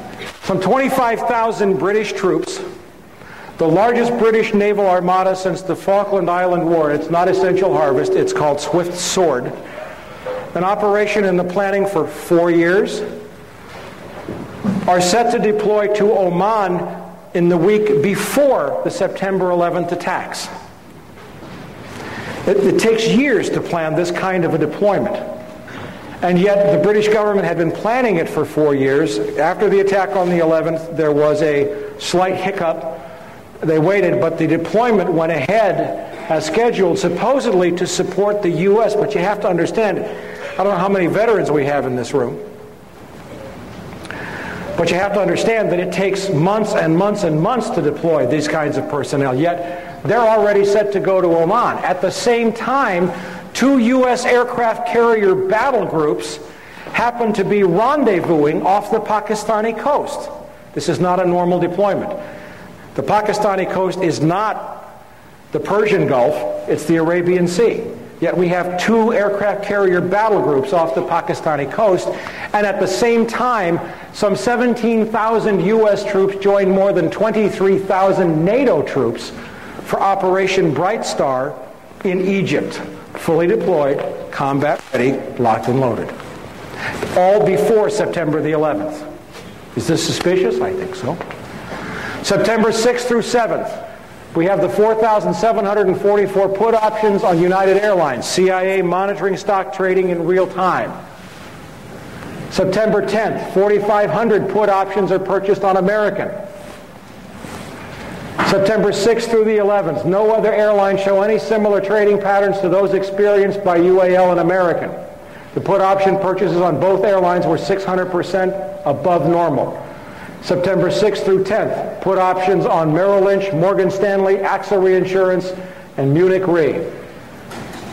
It has been documented, and I talked about this through the Promise software, that intelligence agencies routinely track the stock trading. And I'll tell you what I think, an opinion here, happened, is that someone at CIA told the head of A.B. Brown, and the head of A.B. Brown decided to make himself a little money on the side, and he got caught because the stock market was shut down because, well, we'll come to that in a second. General Mahmoud of the ISI, the guy that wired $100,000 to Mohammed Atta, the guy that had to be approved by the CIA, happened to be in Washington on September the 11th. He had arrived the week before. I think he was discussing war plans. That's from MSNBC. September the 11th, for 35 minutes from 8:15 a.m. until 9:05 a.m. with it widely known to the FAA and the military that 4 planes had been simultaneously hijacked and taken off course. No one notifies the President of the United States. It is not until 9:30 that any Air Force planes are scrambled to intercept, but by then it is too late. This means that the National Command Authority waited for 75 minutes before scrambling aircraft, even though it was known that 4 simultaneous hijackings had occurred, an event that has never happened in history. Sources: CNN, ABC, MSNBC, the Los Angeles Times, and the New York Times. And if you go to my website, you will see the beginning of a fabulous series of articles out of Canada by 2 writers, Ilarion Bykoff and Jared Israel. Their website is The Emperor's New Clothes. You can find all the links from my website, all these other sites. They've established clearly, using documents that have now been taken down off of U.S. Air Force websites, that it is a matter of routine policy on the FAA and the U.S. Air Force to scramble a jet the instant any airliner is hijacked without waiting for an order from the President. What does that mean, scramble? I don't know, sorry. You put them up in the air and make them go intercept the jet, not shoot it down, but you put a fighter aircraft in the airspace with the hijacked airliner. It's FAA routine procedure. It doesn't require an order from the President of the United States. Remember Payne Stewart? Remember his airplane? Remember, it went off course. It was off course for no more than 10 minutes, and fighter jets had been scrambled to fly along beside it. Now, if we have 4 simultaneous hijackings, why were no planes scrambled to intercept those planes for 75 minutes? The Andrews Air Force Base website has taken down information saying that it maintained a ready response scramble force to protect the skies over Washington, D.C. A presidential order is not necessary to intercept an aircraft. It is necessary to shoot down an aircraft. And yet the government has committed a lot of lies. Dick Cheney has lied about U.S. Air Force response. I used to work outside of Andrews Air Force Base. I saw F-16s, F-18s, F-15s taken off all the time. So they took down that site? They have changed the site. It has been archived and saved. If you go to my website, go to the articles, you can get links to the way it used to read. Okay? All right. September 13th. China is admitted to the World Trade Organization after 15 years of unsuccessful attempts. The vote was taken. It was just ratified about a week ago, but that was the vote. Nobody noticed. September 15th, the New York Times reports that Mayo Shattuck III, the head of A.B. Brown in the United States, resigned effective immediately without explanation. The insider trading, September 15th was the first day that the stock market opened after the attacks. September 29th, the San Francisco Chronicle reports that 2.5 million in put options on American Airlines and UAL are unclaimed. This is the result of the suspension in trading. Nobody showed up to claim it. October 10th, the Pakistani newspaper Frontier Post reports that Ambassador Wendy Chamberlain has called on the Pakistani oil minister. The pipeline is now a go. Mid-October 2001, the Dow Jones is back up near 10,000 as a result of the massive looting. Outpouring of cash. Gonna love this one. One of my dearest causes in the whole world, I have a couple of monthly columns in magazines, one of which is High Times, believe it or not. And, it's a strange thing for an ex-narc who hasn't had a beer or a joint. I've had no mind-altering chemicals in 18 years. It'll be 19 in January. I'm a recovering alcoholic, and I work a lot with men in recovery. I've written more than 30 articles on the subject of drug addiction and recovery for the U.S. Journal of Drug and Alcohol Dependence, and I can tell you that drug addiction is a medical, social, and spiritual problem. It is not a criminal problem.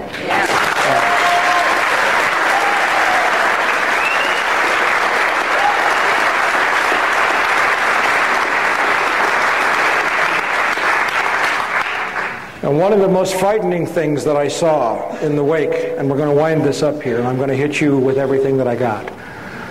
One of the most frightening things that I saw in the wake of the attacks was a story that showed right here This is from the New York Post.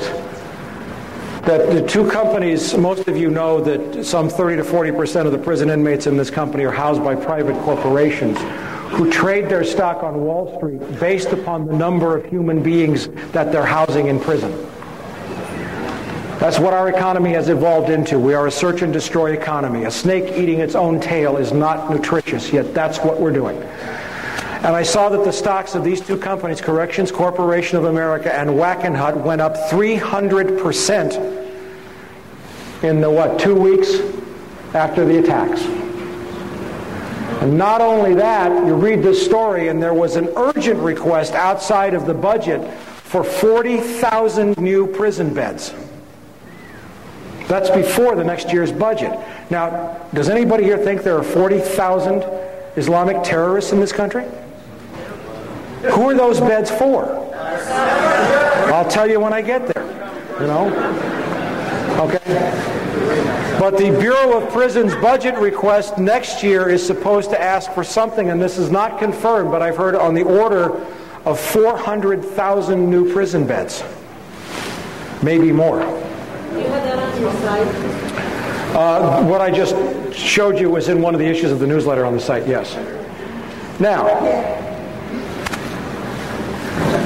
in January of this year, when the Bush administration took office, these are the folks that brought us savings and loan with Lockheed Martin, DynCorp, looting $2 trillion out of the Department of Defense, $59 billion out of HUD. That's to sustain this bubble, to maintain the grip on power of this CFR trilateral group that has taken us into a war for Central Asian oil before the age of oil ends.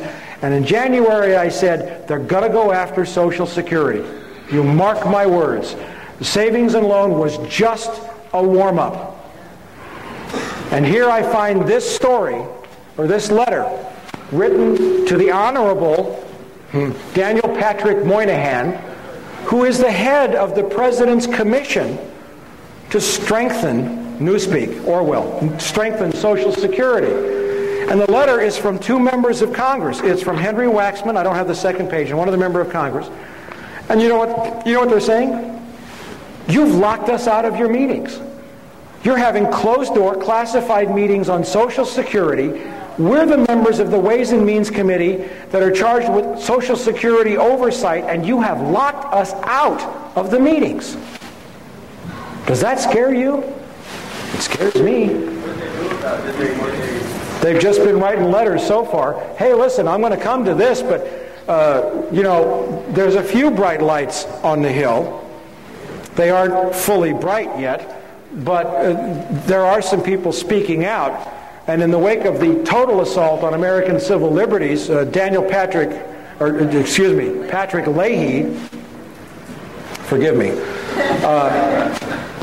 had the temerity to write 6 letters to Attorney General John Ashcroft demanding that he testify before the Senate Judiciary Committee on such matters as military tribunals and Ashcroft's unilateral decision to begin wiretapping attorney-client conversations in terrorist cases. And he said, I demand that you respond to me in writing. I think it was by the 13th. Well, he got a response in writing, but it was an anthrax letter.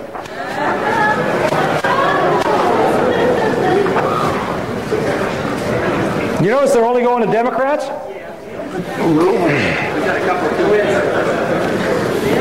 All right, now let's look at this. H.R. 3162, the Patriot Act. Hey, let's hear it for the Patriot Act.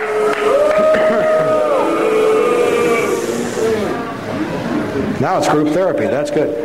Okay. In the most recent issue of From the Wilderness, we covered some of the highlights or the lowlights of this bill. And I want you to listen to me very closely. This is your Constitution. We're coming now to pay the bill for the price that you, and remember how I defined you at the beginning of this presentation as all of the American people who failed to reconcile accounts after the assassination of John Kennedy, of Bobby Kennedy, of Martin Luther King, of Iran-Contra, of Vietnam, of Panama, of savings and loan, of the genocide of 2 million people in Rwanda, of the rendering to radioactive waste of large portions of Iraq with depleted uranium that's contaminated with plutonium, the displacement of 1 million people in Colombia within the last year. The bills are coming due, and now it's your turn to pay.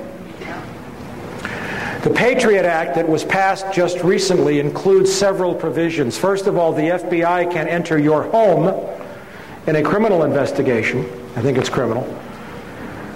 They might have said terrorist. It doesn't make any difference how you define it. When you're not there, without a search warrant, they may seize whatever they want to seize and use it to convict you in a court of law for a crime when you didn't even know they came.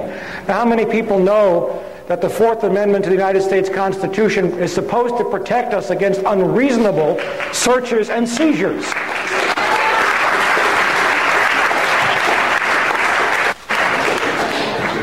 The Patriot Act also permits the CIA to share its intelligence files with local law enforcement. Now, what does that mean? Everybody knows the agency's been wiretapping people illegally for a long time. So is the FBI, COINTELPRO. I mean, you know, but the deal was that information, because it wasn't obtained under a warrant, could never be introduced into court as evidence. Now when the CIA turns all that information over to the Los Angeles Police Department or the Chicago Police Department, they can write that up as a probable cause statement, go out and find one other piece of evidence, and put it all into court. Gee, the Fourth Amendment is gone. The exclusionary rule is gone. The Act also provides that local police agencies can share their intelligence with the CIA, who may in turn share it with foreign intelligence agencies. We have the beginnings of a global secret police. Echelon is a program of wiretapping run by the United States, Great Britain, Australia, New Zealand, and Canada. And it was originally set up on the premise, gee, it's illegal for CIA to wiretap Americans, but there's nothing wrong with the Canadians doing it. And Americans will wiretap the British, and the Australians will wiretap, and then we all share it. That's Echelon. And now all that information now under the Patriot Act can now be used in terrorist criminal prosecutions. And it's going to get worse for you in just a minute here, if it isn't bad enough already. Okay. In addition, the Patriot Act allows cops to search for judges. You don't have to go to a judge in your jurisdiction. You can go to Joe Friendly judge, thereby cutting out any judge that might refuse a warrant because it's not illegal. Or because it's illegal, excuse me. Now we have John Ashcroft saying he's going to wiretap attorney-client conversations in terrorist cases. Terrorist cases I'm only going to do it, I swear, you know, involving cases of terrorists with foreigners. Now, the Fifth Amendment to the United States Constitution says that we have an absolute right against self-incrimination, and protected communications are those between an attorney and his client, a husband and his wife, a priest or a spiritual leader and his confessor. Gone. We have President George Walker Bush announcing by fiat, and it evoked a stirring series of editorials by conservative columnist William Safire, that he will now have military tribunals to try terrorists, could be held here in the United States. And in those military tribunals, they don't have to reveal evidence if it's in the interest of national security. They don't have to disclose the voting. They don't have to publicize the trial, and the person convicted can be executed even if 1/3 of the officers disagree. The Sixth Amendment to the United States Constitution provides the right to a fair and speedy trial, the right to confront one's accusers and to examine the evidence against him.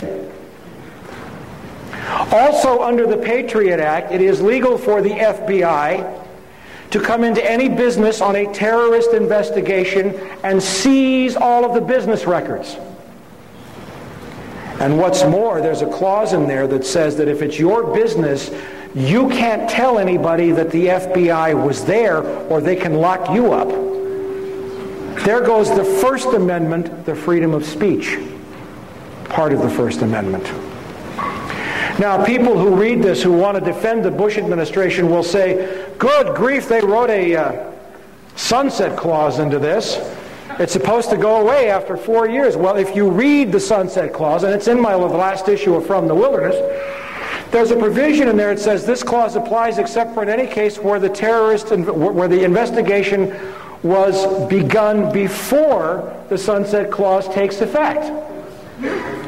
The sunset clause doesn't exist. All they have to say is we started this investigation before it's a date in 2005. And there is no sunset clause. There is no Santa Claus. Maybe. This is just the beginning. I didn't become a policeman to break laws. I became a policeman to protect people and to enforce laws. In the article in Inside Magazine, it was mentioned that you didn't get a chance to read the bill completely before you had to vote on it. Is that true? You know, that is interesting because a lot of people are fascinated with that possibility, and it is true. And they think, well, is this the first time that's happened? And I say, no, anything that's important, that's the usually way they do it. Unfortunately, what they do is they pull these shenanigans and say, you don't have much time. But we looked real hard for that bill. And even while I was going to the floor, the staff still could not get it off the internet. So that in itself should have been a reason for everybody to vote against it. So there was not a full disclosure there. We had an idea that they were taking a reasonably bad bill and substituting a very bad bill, which was the Senate version. The House had actually cleaned up the Senate version to some degree, but they switched it at the last minute. We did not have it in front of us, so that even made it that much easier to vote against. And I am a very poor example. 23 years. I've been shot at twice. I've been made homeless. I've been forced into bankruptcy. I was told that if I ever had children, they'd be killed. I was denied employment. I was arrested on phony charges.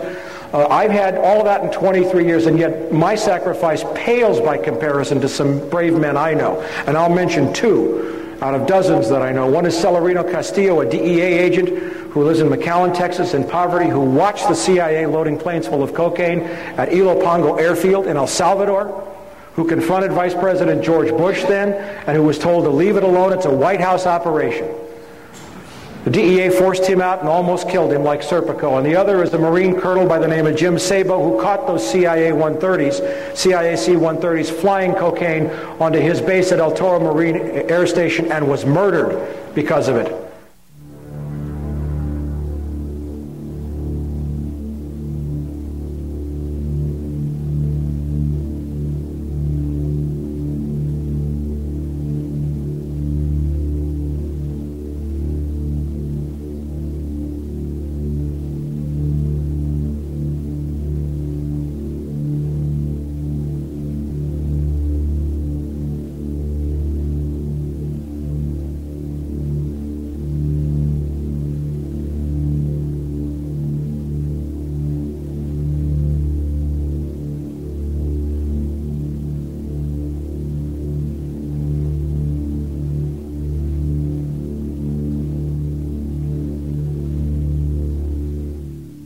People like us, and I'm just one of many, have been trying to tell people like you that unless you face this now and pay the price, this is what the end result is going to be, and it's only going to get worse.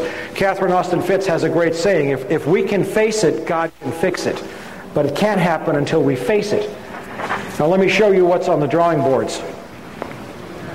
This is being debated right now. Model State Emergency Health Powers Act as of October 23rd. This goes in conjunction with the 300 million doses of smallpox vaccine that are being ordered.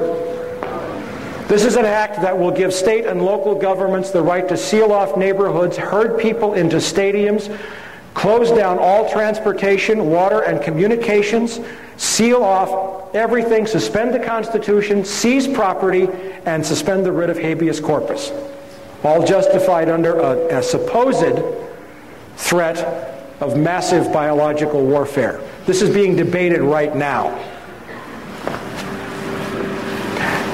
The criminality of this regime is out of the closet.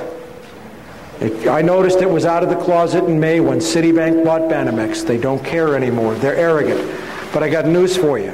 These guys, and especially George W. Bush, play in a rigged game. They've always played in a rigged game. And those who play in a rigged game get stupid because they don't have to perform. Their arrogance gets them. Now, if you have any lingering doubts, and you can go to my website and read all of these documents of Operation Northwoods.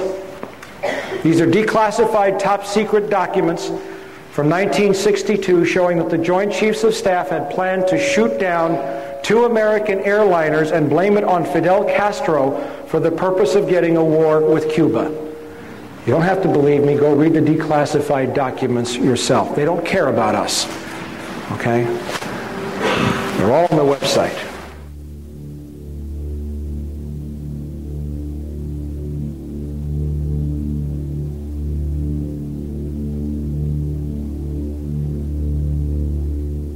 The victorious warlord set to open opium floodgates.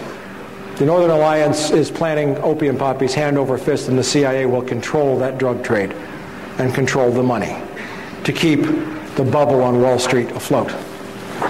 I want to leave you with a couple of thoughts.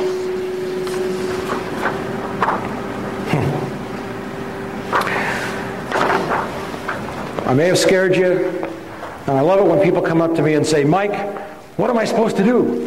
And I know that in your head you're saying, you don't want me to tell you what you're supposed to do because what you want me to tell you is something that'll let you go home, drink a beer, watch your television set, and manage your 401k plan. Okay? Yeah, you can write, and I got to tell you, From the Wilderness, my newsletter has doubled in size since September the 11th. And you know what I'm doing with the money? I'm hiring reporters and I'm writing more stories. One thing you can do...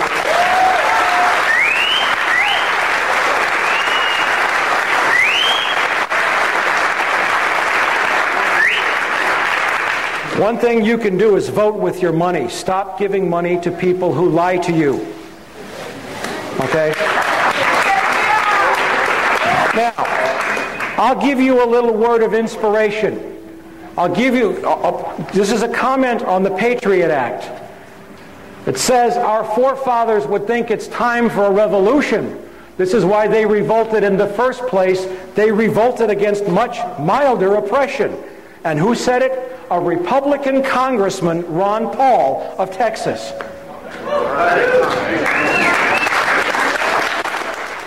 To vote against the Patriot Act was a very easy vote for me. To me, it was a clear violation of the civil liberties of all Americans. It was called Patriot Act because they didn't want anybody to vote against it, claiming that if you didn't vote for it, you weren't a patriotic American citizen.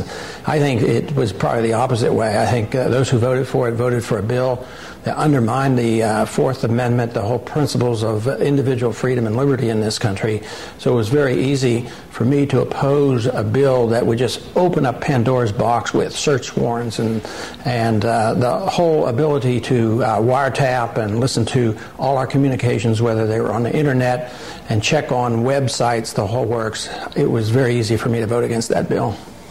And there are other actions taken by the administration, including military tribunals and Attorney General Ashcroft's announcement that he was going to wiretap attorney-client conversations. How do those make you react? I guess there are two there. I don't like what he's doing, but the other part is how did we get to this point in our history where our administration, our presidents, and our attorney generals do this by fiat? Just come up and declare, well, there's going to be new military tribunals set up, or we're going to wiretap communications between the accused and their lawyers, and they didn't even confer with the Congress. So I would say that's very bad. Of course, there's the slippery slope there. They say, well, we're only going to do this with the terrorists. Well, how do we know who the terrorists are? They haven't had a trial. So the whole thing is just outlandish for a country that pretends to protect the rights of the accused, and we challenge other countries like Peru in recent years for setting up these type of tribunals. So I think that moving in this direction is a serious challenge to the whole principles of the 10 Amendments and the Constitution. For all the FBI agents in the audience, a revolution can be anything, but I will tell you this, that a revolution, according to Thomas Jefferson, James Madison, Monroe, and all of the founding fathers is my divine right.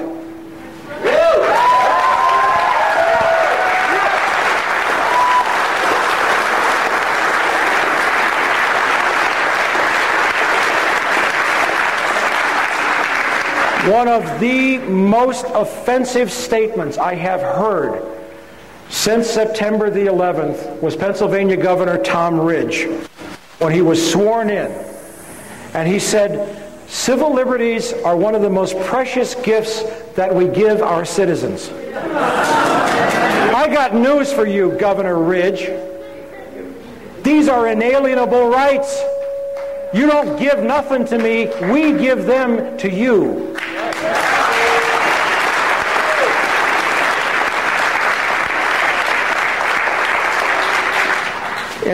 During the Civil War, Abraham Lincoln suspended the writ of habeas corpus, and it led to one of the most powerful and most important trials that ever reached the Supreme Court of the United States. The case was Ex parte Milligan. And this is what they had to say. They said, the Constitution of the United States is a law for rulers and people equally in war and in peace, and covers with the shield of its protection all classes of men at all times and under all circumstances. No doctrine involving more pernicious consequences was ever invented by the wit of man than that any of its provisions can be suspended during any of the great exigencies of government.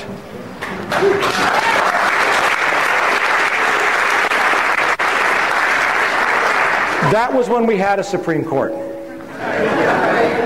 Now, I want you to bear in mind, you may think that the system of government is still mildly working here. That, well, we had a law and you know what, so Congress is working, but, you know, Congress is totally subdued. They're rolled over. They're not fighting, so you think it's the court. But bear in mind that the current Supreme Court is the one that illegally gave George W. Bush the election victory. And when I say illegally, I mean it was a butchery in the major media, because the Florida law said the clear intent of the voter. And what happened was the Supreme Court stopped the counting when there were thousands of ballots left uncounted that would have shown the clear intent of the voter, and said, we're going to make a one-case exception here, and we're going to say that we stopped the count, and we're going to just recount the votes that we have and ignore the votes where we could still determine the clear intent of the voter. That was an illegal decision. So where do you go after that? The first most important thing that the American people should remember is how George Bush came to the White House. 1, through fraud, and 2, through buying the election. The most money ever spent in the history of the United States for this office. That's a crime, and that's a shame. All right, we are living, get this, in an empire.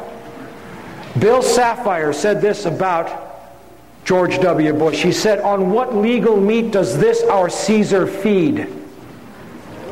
Bill Sapphire said that. Okay? And it is an empire.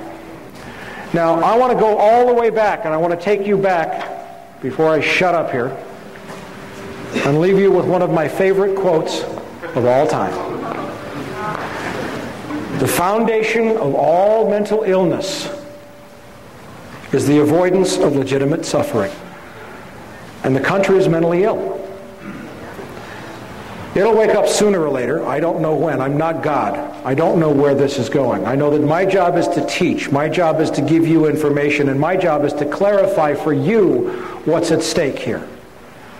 Let's look at the fact that, and this is the most important point, it appears to me that the American people might have a criminal syndicate running their government. This will be especially important if we consider changing the structure of the intelligence community, and that is the challenge of... What's at stake here is your liberty. This is a criminal administration. It will not stop. It cannot turn back. President Bush broke the Presidential Records Act of 1978 by refusing to release the Ronald Reagan papers. Arbitrarily broke the law. John Ashcroft broke the law by ordering wiretaps of attorney-client conversations in terrorist cases. The Supreme Court doesn't exist. They're grabbing for the power right now, and you better rest assured, as sure as I'm standing here tonight, that the war that's supposed to be taking place against terrorism is also a war against you. Thank you very much.